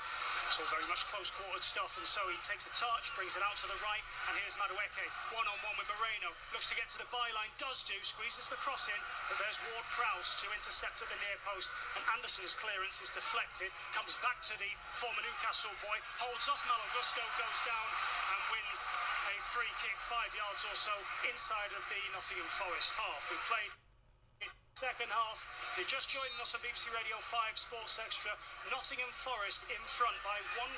That goal coming inside the first 5 minutes of the second 45 through Chris Wood, his 4th of the season. Moreno won't catch the ball on the end of one from Elliot Anderson. Anderson trying to find Moreno down the left wing, but not a good pass from one of their new signings in the summer. Couldn't find the Villa loanee, and instead Wesley Fofana, who's like a new signing for Chelsea, having missed so much time with knee problems, ACL injury, plays it out. Colwill out to the left-hand side for Sancho. Tries to dart infield past Ola Aina. Back to Caicedo, closely watched by Gibbs-White. To Sancho again, here's Palmer, dead centre, out to Madueke, into the penalty area he goes, onto his left foot, tries to get a shot off and does! And Chelsea are level! Noni Madueke off the right wing, shown far too much space, and picks out the bottom corner of the net. Chelsea were only behind for all of 6 or 7 minutes, and Noni Madueke runs over in front of his manager Enzo Maresca and has a point and something to say to the Italian. And Chelsea are level. It's Chelsea 1, Nottingham Forest 1. Yeah, Madueke has been the brightest spark for Chelsea all afternoon. When he gets this again, comes inside in that strong left foot, and he just fires into the bottom corner. Palmer though so quick, as soon as he receives, just releases him straight away, knowing he's in a one-on-one situation, and when he comes in, you know he's got one thing on his mind. But this time, he keeps it down, no trajectory into the bottom corner. It's a wonderful strike, and gets Chelsea back level. Noni Madueke, who was named in the England squad this week, marks that with a goal. It's his 5th of the season. 3 of those were at Wolves. He's one of 3 Chelsea players that scored a hat-trick already this season. Madueke, Palmer, Christopher and Kunku have all scored 3 or more, because we can't leave out Cole Palmer's 4 last weekend. Already this season, in the immediate aftermath after that goal, Enzo Maresca turned to the Chelsea fans and asked for more noise, and now Gibbs-White's been caught on the ball, and it's Cole Palmer just outside of the Forest penalty area, twists and turns away from his England teammate, gives it to Caicedo. Gibbs-White's knocked Palmer down off the ball. Referee says, I saw it, I'm going to play an advantage. Here's Sancho just outside of the corner of the 18-yard box to Fernandes, ball in, Madueke again, this time with a header straight at the goalkeeper. If that's 2 yards either side, it's 2-1 Chelsea. He does so well. As Fernandes comes in, he whips in the really dangerous area. The fullback, he knows he's on his shoulder, but he can't do anything about it, and he gets across him, but he just doesn't get any direction on it. It's straight at the goalkeeper, but Madueke he's really made a difference for Chelsea.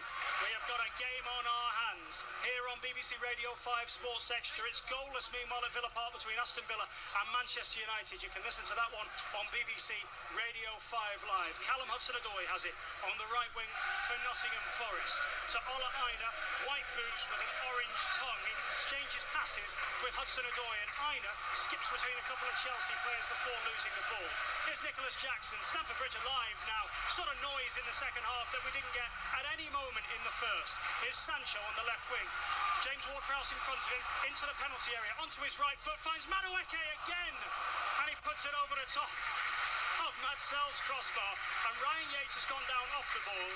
Might be one of those tactical injuries. I don't want to be too cynical, and obviously if Ryan Yates is injured, I take it all back, but it might be a tactical one because Forest need a breather. It's a great break again. Sancho this time, as he cuts back inside, opens his body up and sees Madueke just pulled off the edge of the box, but he just bounces the pass into him. It's not a flat pass, it just skips up as he comes to hit it, so the technique to try and keep it down is difficult. And Madueke just fires over the bar, but Chelsea are looking really dangerous, and Forest are getting exposed on the counter-attack. It was 4v4 that time again. Stamford Bridge in fine voice now. Chelsea 1, Forest 1. We approach the hour mark, and both coaching staffs have been in deep discussions as to what they want to do next. They've both got resources on the bench as Ryan Yates battles again with Fernandes. That is a battle that's been going on since the very first minute, and Gibbs-White comes up with the ball, finds Murillo, first time long one over the top, too long in the end, bouncing into the gloves of the Spanish goalkeeper Robert Sanchez. This one of 5 Premier League commentaries on BBC Radio 5 Live this weekend. Still to come, 4:30, Brighton against Tottenham. As Cole Palmer cuts in off the right wing, shifts it back onto his right foot, finds Madueke again, touches it back to Malo Gusto. Too much on the ball though, that should bounce behind. Well, it does, but off of the midriff of Ola Aina, the former Chelsea academy player, felt like he couldn't let it go, and it's gone behind for a corner kick at the Matthew Harding stand. Yeah, good play again. Palmer when he gets on it, but you know what? Leroy Coleman is coming off the bench here now. His distribution from the back is passing to find those balls into Palmer's feet between the lines, to find Jackson. He's always got his head up. He's always looking for that forward pass, and 9 times out of 10, it's so accurate. Colwell now making his way into the penalty area after getting some sort of energy sweep off of the coaching staff, and it'll be a corner kick to be taken by Enzo Fernandez, and there's a real formation of 5 or 6 Chelsea players near the penalty spot. They've all now gone their separate ways. Very crowded 6-yard box, and after all that, it doesn't beat the man at the near post, albeit the clearance was scoffed, and Ola Aina picks it up on the left-hand side. Usually the right full-back, he finds himself on the left wing, stabs it infield to Elliot Anderson. They've got players full. Will try to get in behind. Sanchez comes for it, does really well. Good starting position for the Chelsea goalkeeper, puts it out for a throw into Forest on the halfway line. Great starting position from Sanchez. Gives away and made a great run middle of the park. Just sees the space, and the ball is actually really decent into him.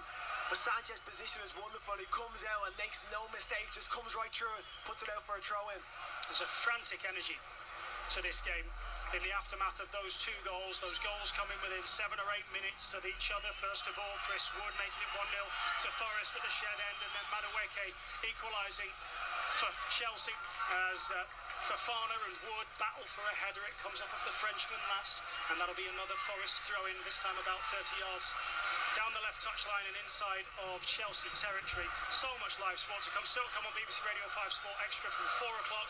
Will Hunter ball-by-ball commentary of the West Indies against Scotland in the ICC Women's T20 World Cup. Later tonight, there is NFL action. The Green Bay Packers and the LA Rams. Here comes the long throw-in, flicked down by Milenkovic, cleared away by Fofana once more. Only as far, though, as Aina. 15 yards inside of the Chelsea half, takes a couple of touches, finds Gibbs White, who finds Enzo Fernandez. Long ball forwards, up in the direction of Nicholas Jackson, who gets in the other side of Murillo. Murillo tries to challenge him, does just enough, but Jackson's still got it. So much space, the keeper's come out, lays it back for Sancho. Edge of the box, it's Madueke. He's been told to hit it. Eventually he does, and it's blocked. Murillo got himself in a right muddle. The danger's still not cleared. Here's Madueke to Cucurella. Left-footed ball back towards the penalty spot. Headed away as far as Caicedo. To Fernandez and back to the Ecuadorian again. Out to the right wing for Malo Gusto. Bright yellow boots. Closed down by Alex Moreno. Short ball into Cole Palmer. Back to goal. Spins his man. Ryan Yates goes down. Shouts for a penalty from the fans, but not the players. It won't be one. Here's Sancho now on the right wing. Skips his way past Elliot Anderson. Now back to Gusto again. Right-footed ball. Murillo's header goes behind. Corner kick. Maresca's going crazy on the sidelines, getting the fans up, and better play from Chelsea. It really is. They've worked it well into the wide area. Sancho changing over. I don't know what Murillo is doing initially. He gets in front of Jackson, and then he lets it back in front of him again. Somehow Jackson doesn't pull the trigger, pulls it back. Everybody's screaming for Sancho to hit it, and he doesn't hit it either. Murillo looks exhausted, I would say that. Just bending down on his haunches for a moment as a left-footed ball comes into the penalty area, header away by Chris Wood, and that's what you do get with the old throwback number 9. He is a presence in both boxes. He's got a goal, and that's a good header away defensively as well. Meanwhile, Nuno Espirito Santo is readying a change. The doppelganger of Jack Grealish, of Jota Silva, is ready to come on the near touchline, and if you've never seen this fella, you've got to Google him. I promise you, he looks just like Jack Grealish. Alice band, low socks, giant calf, stubble. Here comes Cucurella, ball into the box again for Chelsea. Milenkovic is there, puts it behind for another corner kick, but that Forest back line, it's creaking. Chelsea are knocking at the door. Chelsea just stretching them, getting in behind them. They're creating better passing options, they're creating passing lanes, and then when they get in that final third, they're putting the ball into dangerous areas.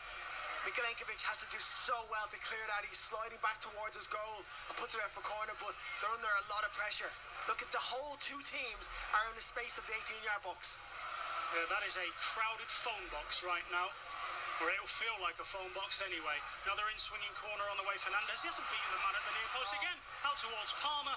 First time, left-footed volley. Almost looked disinterested as he hit that volley. It went well wide. And here is that change. Elliot Anderson will come off and Jota Silva will come on. Yeah, I think they need a bit of energy on the left-hand side. Jota's going to be tasked with getting back and helping out Moreno, because way too often is Madueke facing a one-on-one with him, and he's just so confident taking him on. He's already got a goal. He feels like every time he can get at him, and Jota has to be given the task of getting back, unless Hudson-Odoi is going to come across, which is actually what's happening.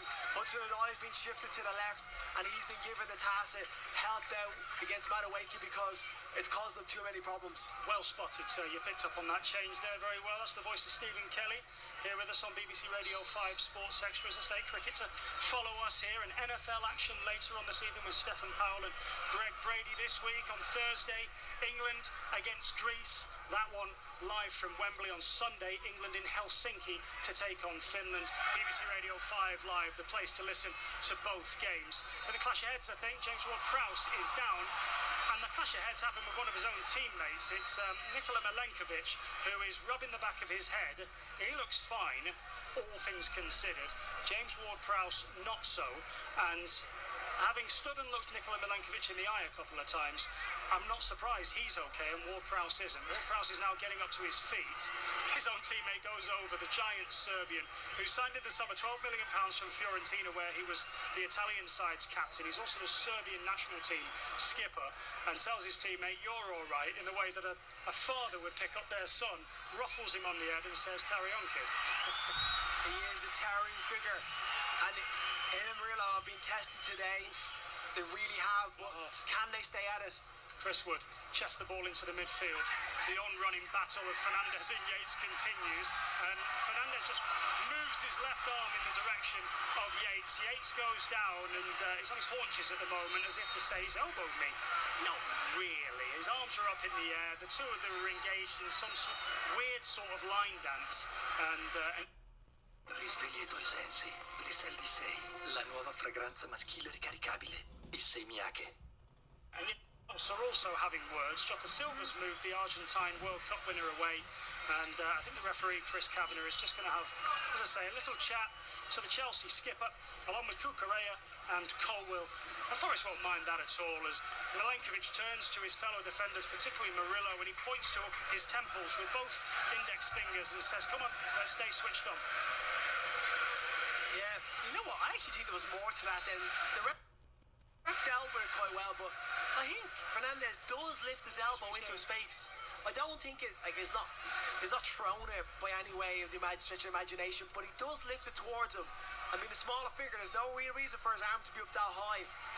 I think he's got away with that there a little bit. It's not ever going to be a red card, but that could have been a booking for him.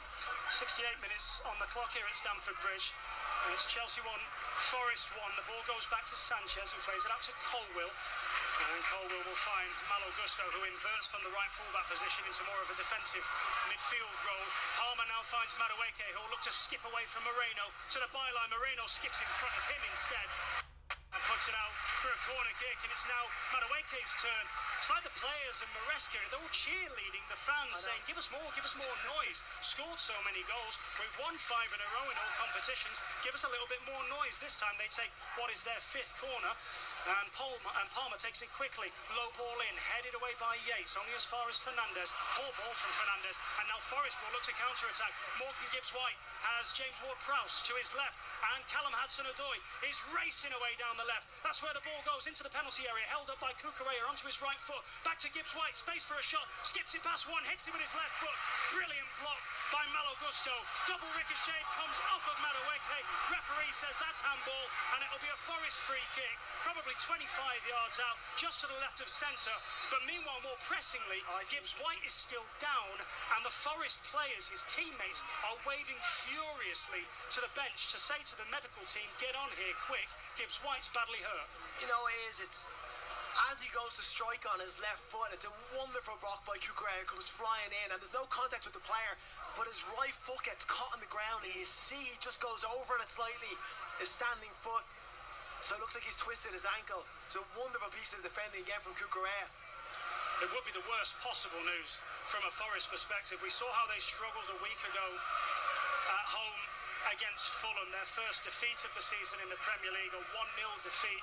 Gibbs White was suspended that day, and they just missed the cutting edge that he has. Nuno Espirito Santo in his press conference this week said it's so important to have him back and that the team relies on him to create. Relieved he was back, but will be incredibly concerned now to see the scene that's playing out in front of us, because he's flat on his back. He's got his forearms covering his face, which is usually a bad sign, and he's being worked on. An even worse sign is when the opposition players are concerned, and they are as well. I think that's Fernandes who stood over him, Cucurella, Nicholas Jackson, Sancho there as well. Of course, Gibbs White, who's supposed to go off on international duty with England for those games in the Nations League against Greece and Finland, along with those Chelsea players, Madueke, Palmer and Colwill. Yeah, it's hard to know, because you can see it's not the impact, it's his back foot, his standing foot, that as he lifts into this shot, he kind of comes up on his tiptoe and then he goes over on it. He is now sitting up, which I guess we should take as some sort of encouragement. With 70 minutes on the clock, of course, this will result in a fair amount of stoppage time. I mentioned those England games. You can hear them on BBC Radio 5 Live. Steve Crossman and the team will be live from Wembley on Thursday. The build-up is from 7 o'clock on BBC Radio 5 Live.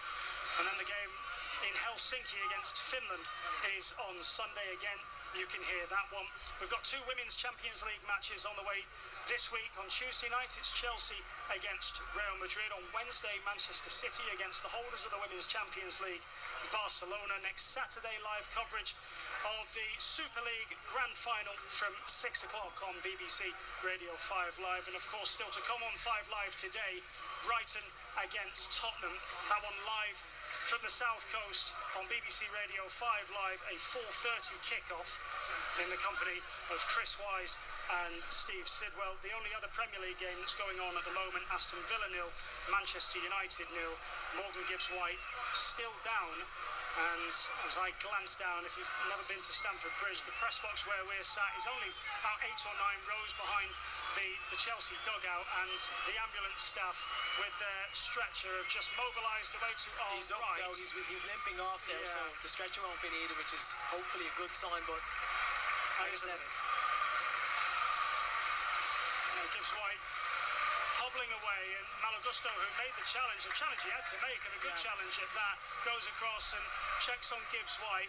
He'll play no further role, and Nicolas Dominguez is getting stripped already on the near touchline, and Nuno Espirito Santo looks quite frantic as he tries to get his house in order, and the fourth official is calling Chris Kavanagh over, and he's now going to have a word with Nuno, and there's some pushing and shoving on the pitch as well. After all of that mutual concern for Gibbs White, there's a yellow card for Nuno Espirito Santo, who's already facing an FA charge for what happened at Brighton a couple of pitch. There's a bit of pushing and shoving between players. I think Ryan Yates was at the centre of that. I'm looking here, right, at Dominguez, and this is my pet peeve, Charlie. He's got a bracelet on, he's got his tracksuit bottoms on. They're like, you need to get ready, your players down. Like, Gibbs White's on the ground, they're picking the stretcher up. Why is he not ready to go on? I don't understand it. Like, this does my head in from, and I think it's not like this has changed from my day. You'd always have your player, but Chelsea players are arguing amongst themselves as well. I know. There's dogging. The one thing I'm going to go back to, though, is Ward-Prowse from this distance is a fantastic opportunity for Forest to test Sanchez. And I can tell you now, there's no way he's not hitting this one. No, well, he's been involved in 4 goals in his last 5 Premier League starts against Chelsea. 2 goals, 2 assists, including netting the winner in his last start at Stamford Bridge with Southampton in the April of 2023. Gibbs White is finally back round on this near touchline. He's got 1 boot off, 1 still on. And Cole Palmer is still in the referee and James Ward-Prowse's ear. Bit of pushing and shoving was going on, not just amongst the Forest and Chelsea players, but amongst the Chelsea players too, as they were disagreeing about something. There was a yellow card in there for Cole Palmer. They're complaining because of where the ball's been positioned. They said Ward-Prowse has moved it forward, which I think he has. We watched it the whole time. He's just trying to edge it a little bit forward to get him. Yeah, just give himself a better, as you do. And honestly, I'm looking at this going, this is a wonderful position. It's facing the goal, left side, right forward, perfect to go over the wall. The draft blocker is pointless. This is only going over it.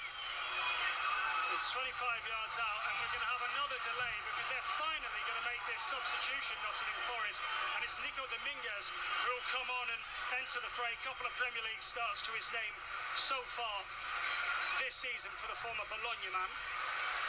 And James Ward-Prowse repositions the ball again. He takes the sort of care over these dead ball situations like Owen Farrell does in the rugby. And Chris Cabinet, the referee, finally content for the Forest midfielder James Ward-Prowse to hit this one with his right foot straight at the keeper. Straight down the throat of Robert Sanchez in the end. Didn't even have to move. That was as comfortable as it gets. Yeah, Robert Sanchez's position was brilliant. You knew Ward-Prowse was only going to do one thing. He was going to go over the wall that side. Sanchez, he did gamble a little bit. He took a step early, but then he was in the right position to take his hands on it comfortably and take it at ease. So Jota Silva and Nicolas Dominguez are on for Forest as Silva takes it away from Cucurella down the right wing, tries to squeeze across him, but Fernandez is there to block it. He's frustrated and he kicks the advertising hoarding as he deflects the ball out for a throw next to the corner flag on the far side of the ground. The Chelsea left, the Forest right.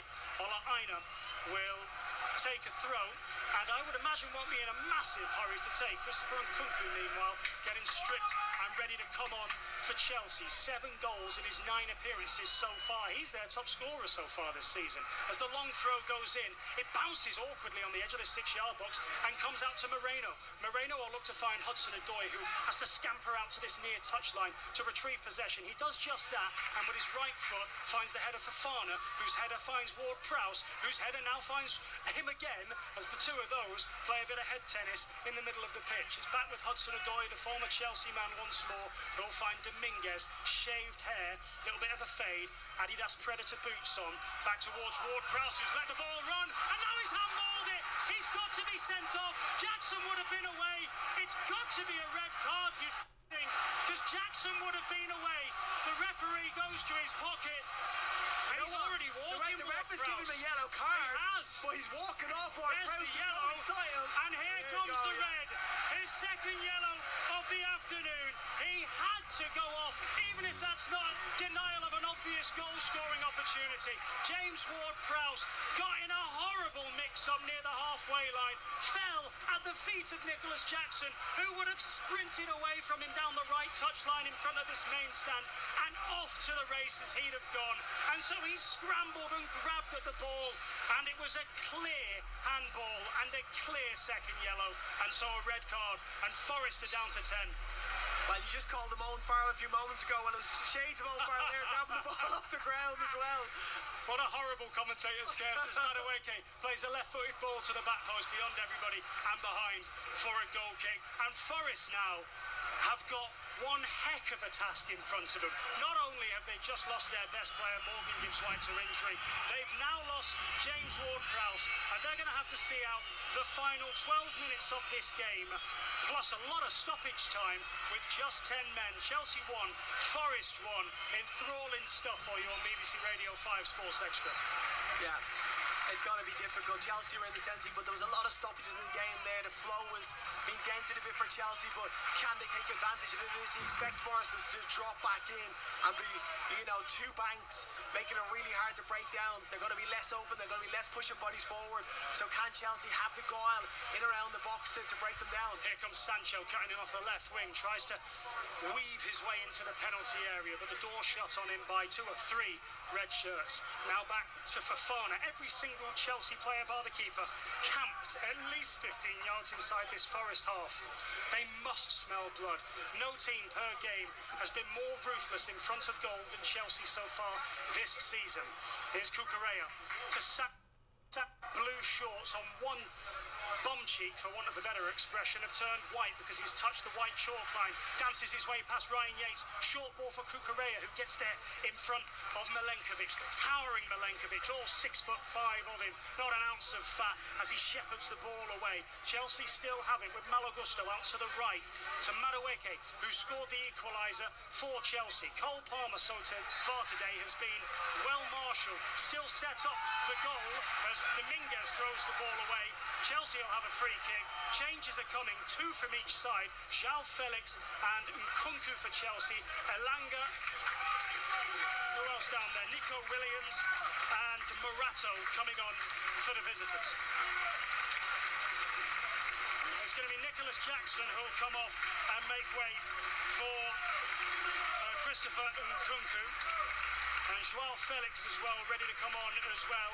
And it looks like he's going to make his introduction at the expense of Enzo Fernandez. They're 2 good substitutes. Nkunku takes the central position, offers a real goal-scoring threat down the middle, and João Felix that little bit of, like I said, guile, a little bit of panache around the box that they need. I think Fernandez doesn't offer as much clever play in around that final third, the intricate stuff that's going to link up with Palmer, and you get Felix on the ball high up the pitch. Will hopefully make that difference for them. Well, 5 changes in quick succession here, as the first of those will see Nico Williams come on for Nottingham Forest. The first of those from a Forest perspective, I should say. He'll come on for Alex Moreno, who's been run into the ground this afternoon by Noni Madueke. Yeah, I'm sure Moreno was thinking, you know what? Come Get me off. Yeah, it's tough. You're playing against Madueke, he consistently wants to take you on as a fullback. He never wants to shy away from it. As soon as he receives, he's run at you, he's gone inside, he's gone outside, he scored a goal. So, for me, good decision, but Nico Williams has to go up the speed really quickly. You can't afford to come into this game and not be on your toes straight away, because Madueke will absolutely take advantage of you. The other change you'll see Anthony Elanga come on for the former Chelsea player. Callum Hudson-Odoi scored 16 goals in 126 appearances for Chelsea. And that final change, Morato will come on with, I think, Chris Wood, the last player to have come off there for Nottingham Forest. One of those commentators' nightmare moments where they make 5 subs all at once and you're fiddling around with your notes. But I think we've got them all, as the free kick, after all of that, from around 30 yards, goes short. Gusto to Caicedo, dead centre of the Forest half. Square now for Felix. João Felix picks it up and exchanges a couple of passes with Kukureya, and this is going to be like a training drill that matters. It's just attack versus defence for the final 10 plus probably 7 or 8 minutes of stoppage. Overload session for the defenders, just concentrate, shift across, get your shape. I think Espirito Santo's made no bones about it. He's got a back 3, basically got a back 5 in now. Morata's gone in beside the 2 centre backs, they're the 3. Fullbacks is Williams and Anya on the right hand side, and he's got a 4 in front of him. There's no centre forward. Little dinked ball over the top. João Felix crashes to the ground under a shoulder-to-shoulder with the giant Serbian Milenkovic. It'll be a goal kick. Yeah, it's a 5-4 nothing. It is, and he's just gone, you know what? Break us down. Let's see if you're good enough to break us down. This is it. We're set a stall out. We're not going to hide where the factor what we're going to do. We've got pace in the wide areas that we can counter-attack if we get the ball, but we're going to set our stall out, and we're in this game to come away with something. Nottingham Forest, since their return to the top flight, have lost more Premier League away games in London than anyone else. They've lost 10 of them, lost their last 4, conceding 3 each time. Their only win in London since returning to the Premier League was here at Stamford Bridge last season, when Anthony Elanga, who's just come off the bench, scored the winning goal in what was Cole Palmer's debut for Chelsea. As he gets on the ball now into the Forest half, Cruyff turns away from Nico Dominguez and finds Kukureya. Every Forest player within 10 yards of the penalty area. Caicedo square to Kukureya once more, to Jadon Sancho, being watched closely by Ola Aina. There's Caicedo again, forwards to Nkunku. Nkunku, as I've said a couple of times, Chelsea's top goal scorer so far this season. Not the fella that's on the ball now for Manchester, Cole Palmer. Christopher Nkunku is in the France squad for this upcoming international break. Here's Malo Gusto, who's in the Spanish under-21s. For Fana, back to Caicedo again. Brilliantly organised Forest at the moment, but Chelsea are just poking and prodding and then repeating that over and over again as they play it out to the right wing for Gusto. Cross with the right, well blocked by Elanga, corner kick. Chelsea do better from the set plays though. Too often they've hit the first man from these corners, and that's Forest will just eat that up. They need to make sure when it play a short corner, do something different, try and drag them out of positions. Look at that red shirts in a line across the box. Make sure you miss that first man. Cole Palmer with the left foot in swinging corner. A good one. The keeper comes and pushes it away as far as Caicedo, but as he hits it, the referee blew his whistle, and that'll be a free kick. Matt Sells flat on his face inside the 6-yard box. The Matthew Harding stand think that the Forest keeper is play acting, and Christopher Nkunku has gone across to double check. And Seltz looks like he's a wee bit sore after coming forwards and making a good double fist of that clearance. But by the giggle on news, I can tell, Stephen Kelly, you're not that concerned. He looks like he's been hit by Anthony Joshua. Because the way he's down. Better say Daniel Dubois. Sorry, Daniel Dubois. But you know for a fact, you know for a fact he's just milking it. He's just every second he possibly can. He's in his right to do it there. He's come out for a cut for a ball. The ref has given the free kick. It looks like he's out cold. But listen, this is what you have to do. You're down to 10 men. You're away at Stamford Bridge against a team that's been scoring goals for fun. Kill the game. Absolutely kill the game. Game management. Another couple of changes being readied on the near touchline by Enzo Maresca and Chelsea. Carlo Mudryk is one, Pedro Neto the other. Surely Pedro Neto, Christopher Nkunku, those are the two Chelsea players that are knocking on the A-team's door from the B team most loudly at the moment as Gusto smashes it clear with his right foot. Comes out as far as Morato, a new signing this summer for Forest, signed from Benfica, where he played nearly 30 games last season. For £12 million he joined, signed a 5-year deal, another Brazilian. They've got a crew of Brazilian players in the team now. When Forest was signing all those players and Steve Cooper was the manager, they used to call it the Cooper Cabana. Unfortunately, the name doesn't fit so well with Nuno Espirito Santo. Here is Malo Gusto, 5 yards outside of the Forest penalty area. Back to Fofana, square into the midfield for Caicedo, to Joao Felix. I think if you're Maresca now, you're taking Malo Gusto off. He had a very good game, but you don't need your full. Palmer does brilliantly. Wow. Oh, he shoots. It's saved. And saved again. Cole Palmer can't believe he's not scored. What a wonderful touch. He leaves Morato for dead on the edge of the box, pokes it one side of him, runs the other, hits it, saved, comes back to him, hits it again, it's saved once more. Now he crosses the ball into the box. It's headed away by Morato, out to Joao Felix. His shot is blocked at source, goes down. That was a sore one. Forest have it back and they want a counter-attack with Nico Williams. A Langer bundle to the ground. Williams will run it out. And now Cucurella crashes into the feet of Maresca. And Colwill and Nico Williams have got each other by the scruff of the necks. Willie Bolly's come off the bench. They've cleared the benches. No punches being thrown, but a right old bit of argy-bargy here. Pushing and shoving. Maresca hit the deck, got back up again. Now someone has thrown a punch, I think. It might have been Nicholas Jackson. Nico Williams has been pulled away by the giant Murillo. Security have had to come onto the pitch now as both sets of benches came off from the touchline to get involved. Nico Williams bundled into the back of Cucurella. Cucurella fell at the feet of Maresca and took his manager out, and all hell broke loose. It's just gone. Noni Madueke's got injured in it. Yeah, Madueke's got injured in the middle of the melee. He's being carried off here now. Willie Caballero, the member of Maresca's coaching staff, doing that, and he's going to go straight down the tunnel, I think. I mean, he might well have just been about to be withdrawn anyway for either Neto or Mudryk. But what on earth is Chris Kavanagh, the referee, going to do about all of this? The fourth official's Tony Harrington. Jared Gillett is the VAR at Stockley Park, not a million miles from here. And Chris Kavanagh and VAR have got some sorting out to do. That starts with a yellow card for Mark Cucurella. This could be just this yellow card to every player. One for Nico Williams. What's he going to do over on this near touchline? There's one for Levi Colwell, because he came over and he instigated by going in on Williams initially, and then that just brought everybody else into this frenzy attack in the middle. It was madness, wasn't it? Crazy. Like it was pace. It did come into Maresca, took it across the shins, but he took it like a champ, to be fair to the manager. He just jumped up. Tough lad Enzo Maresca moved to England when he was still a teenager to go and play at West Brom, and then he swapped those stripes for those of Juventus when he moved back again. We're just getting a replay now of Cucurella flying into Maresca. Maresca hitting the deck but bouncing right back up again like a jackrabbit, and after all of that, only 2 or 3 players have been booked. Here come those changes as Mikhailo Mudryk comes on for Jadon Sancho. Pedro Neto is going to have to come on for Noni Madueke. Yeah, that is exactly what's happening. Cavan has come over to check to see if Enzo Maresca's okay. I literally, we're 20 yards away, I could see Cavan and mouth, "Are you okay?" with a smile on his face. He's been kicked worse than that. Anyway, we'll get back underway. We've only got about 10 seconds left.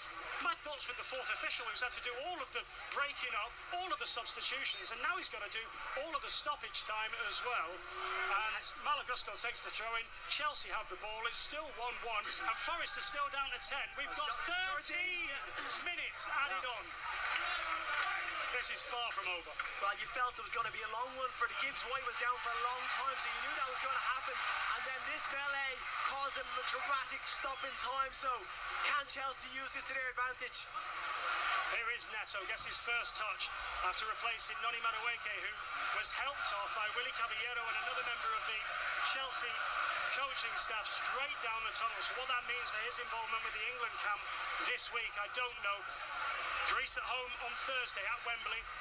And Mudryk, who's the other substitute, takes the ball down the left wing, headed away by Morato. Out as far as Anthony Elanga, who tries to spin away from Caicedo. Gets another touch on the ball. Nico Williams clears it straight down the left. The lightning quick Anthony Elanga bundles into the back of Fofana this time. Pushes him off the pitch. Not into Nuno Espirito Santo, who watched him whiz right by him at his ankles. And we're back underway again. This is madness here at the bridge. He stepped past him like a matador, wasn't he? Just brilliant. Mudryk on that left-hand side, just to confirm the change. 2 straight swaps on the wings. Mudryk for Sancho and Neto for Chelsea goal scorer Noni Madueke. It's Neto on the right wing. Thinks about dribbling infield, now takes it down the right wing instead, but he's driving himself down a dark alley, I dare say, and so turns and looks for some support and finds it in the form of Fofana, who'll look to Caicedo, out square now to the left-hand side for Cucurella, and now over to the shaven-headed Mikhailo Mudryk. One final change for Chelsea. Toast.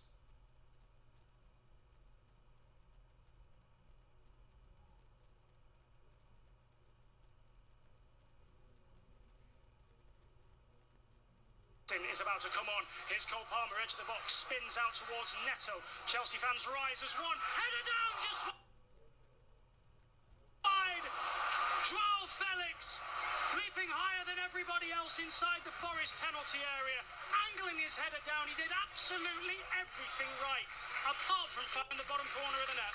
No, that was the most picturesque header down the line. Neto, ball into the area. Felix gets up and it's perfect. The frame, the jump, the neck movement, but he misses the target. What a chance that was.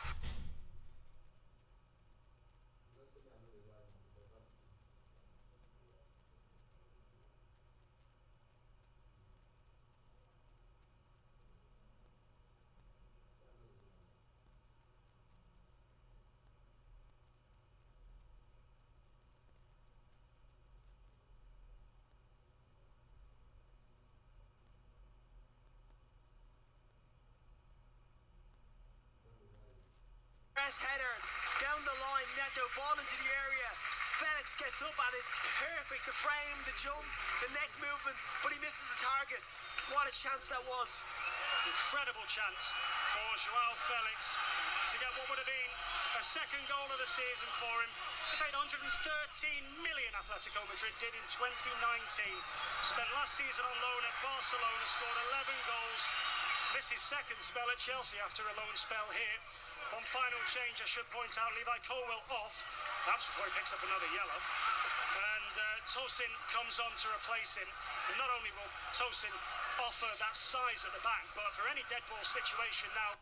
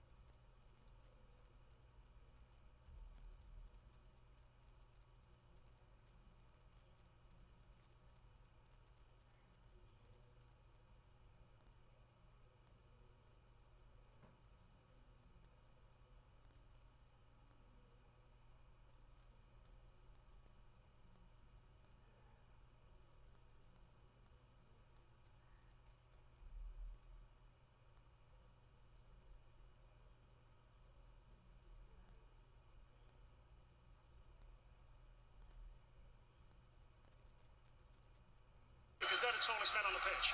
But it's what Chelsea can do now. They've got, listen, we talked about, they've got £1 billion worth of talent on the pitch now. Can they break this Forest team down?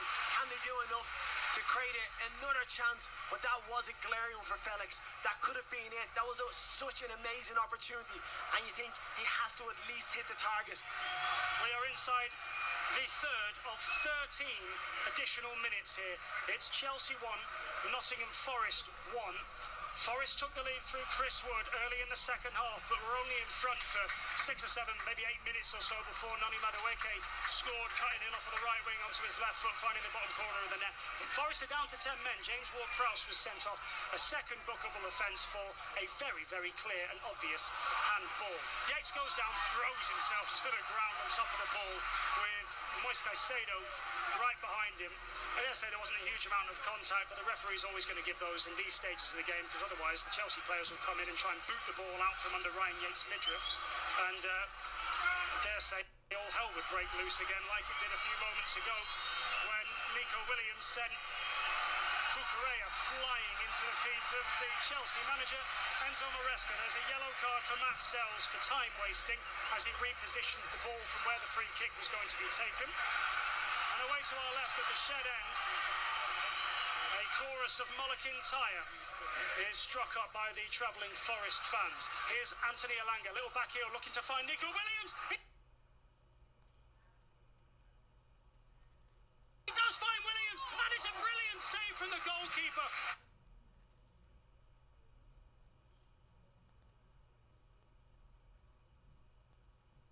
Nico Williams trying to pick out the far.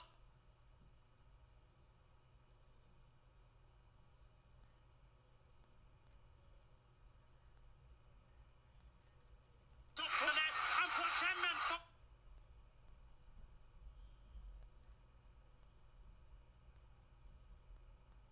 He's back to the disappointment of losing 1-0 at home to Fulham last week. Here's Pedro Neto, right wing, left-footed, with a ball headed away by the giant Morato, who's come off for the bench to offer a bit of size. Signed in the summer from Benfica, as I was telling you earlier on. Looks more like the sort of cut and paste shape of a League One or League Two centre-half. What's ridiculous is Milenkovic and Morata dwarf Murillo in the middle, and he's huge as well. Yeah, he's a unit. Neto tries to step in field past Elanga, steps it out of his feet, and instead then tries to nick it back off of Dominguez, who gets there first. He's caught Dominguez, and that'll be a yellow card for Pedro Neto. Signed in the summer, 54 million from Wolves, 7-year contract. He's got a couple of goals already, including one against Ghent on Thursday evening. He's desperately trying to hammer down the manager's door to move from the B team to the A team, even though Enzo says he doesn't have a B team and an A team, only one team. Well, letting Forest off the hook won't make the manager pick up for that. That's it. He dives into the challenge. There's no need for it. They still have the numbers. They're going to win the ball back, but they need to keep the ball in play. Forest are going to do everything they can to kill time, to waste time.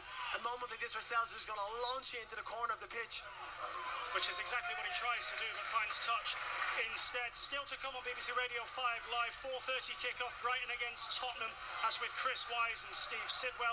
And then at 6:30, 6:06, the football phone-in with Robbie Savage and Chris Sutton. If you've seen anything at this game or any other game this afternoon, make sure you get in touch. You can book your call 08085 909 693, text 85058. Here come Chelsea. Cucurella tries to squeeze a pass out to McCallum Mudryk on the left wing, but Yates will get there first, goes down, wins a free kick, and he does that sort of thing, Ryan Yates, really, really well. Played at every level of the English game. He was on loan at Barrow, on loan at Scunthorpe, Notts County, Lincoln, and then played and won promotion in the Championship with Nottingham Forest, his boyhood club, who he's been at since he was 7-8 years old, and is making a living for himself now in the Premier League as one of the Premier League's great irritants, I dare say. It's going to be another free kick, of which obviously Forest are taking their time over.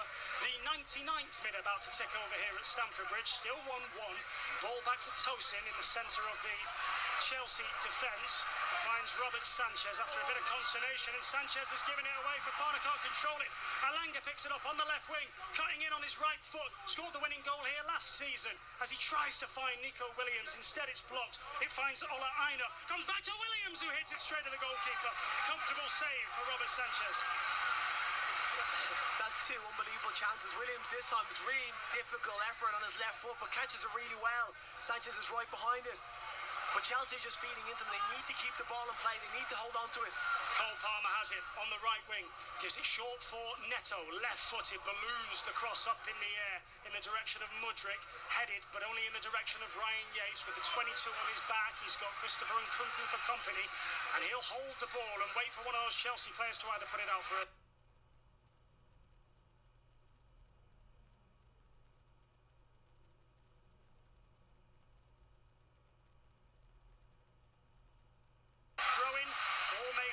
Foul on him. He does neither, and in the end, Chelsea do really well. I think it was.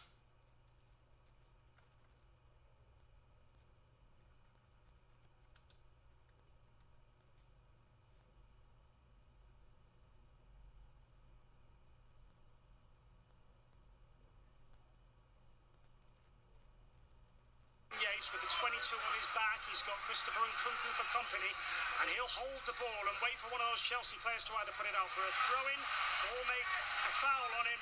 He does neither, and in the end, Chelsea do really well. I think it was Raul Felix who kicked it off of Yates, and they have it. Dead centre, 25 yards out. Cross to Neto again. We'll find Cole Palmer, who's been kept relatively quiet by his remarkable standards this afternoon. Ball into the box, almost a...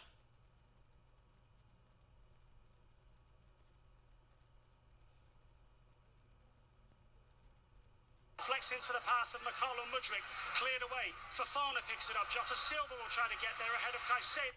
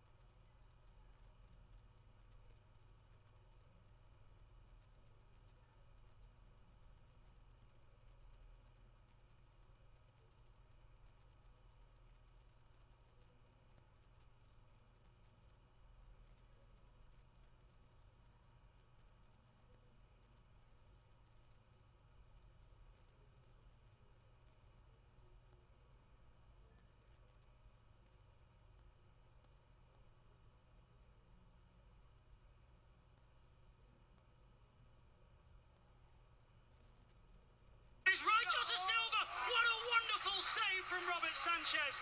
Silva's header glancing away to the far corner. Sanchez diving to his right acrobatically, and with it.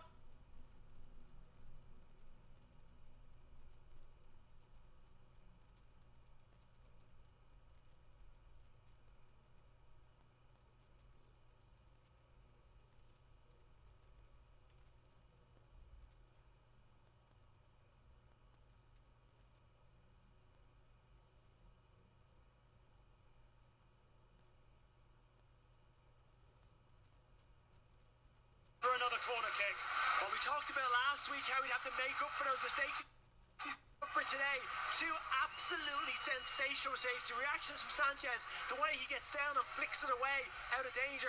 Two sensational saves. We've played 103 minutes. 13 minutes were added on. We're now into added time on added time. Ryan Yates is checking with the referee to see if play will end at the end of this. As the ball bends in at the near post, it's cleared up in the air but not away. Header comes out towards Nico Williams. Inside the box, can't clear it. Challenged by Dominguez. Falls to Jota Silva, who might be onside. No, he's not.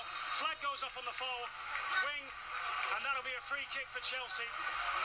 And Sanchez wants to take it quickly. Is there time for one more Chelsea attack? There's not. And the Forest fans celebrate that point as if they've won. Forest with 10 men for well over 25 minutes in the end managed to hang on to a precious point at Stamford Bridge. Chelsea just could not find a winner, and Stephen Kelly, that was breathless. Brilliant. Honestly, the last 25-30 minutes this game just ignited. Both teams going for end to end. There was a battle on the pitch. There was scenes on the sideline, managers getting involved, and then on top of all that, there was some absolutely sensational goalkeeper play. Both goalkeepers coming up trumps in the end of this match, keeping the teams in it. And to think that Sanchez was the busier of the two against the run of play against 10 men, he's the one that kept Chelsea in this game. And Forest could have nicked this, but wonderful football, great entertaining match, and we get to breathe a little bit. Don't let a 1-1 scoreline trick you into thinking this game didn't have a bit of absolute everything. Sure, the first 40 minutes wasn't exactly one to savour, but everything after that was completely and utterly captivating. Enzo Maresca, you can tell he's disappointed, you can tell he's frustrated that his side haven't managed to go into the second international break with all 3 points, especially considering how long that Nottingham Forest had to hang on with 10 men after James Ward-Prowse was sent off for a second yellow in the 78th minute. But a 1-1 draw here and a 0-0 draw at Villa Park. Still more Premier League football to come later on today on BBC Radio 5 Live with Brighton against Tottenham. Stephen, they'll do well to beat the entertainment and drama of that. I know, for a 1-1 game, you look at the scoreline, but like I said, those last 35 minutes or so were just so entertaining. Both teams going for it. Forest, they put their stall out, they brought in an extra centre back. They said, try and break us down, but what they did offer was pace in the counter-attacks.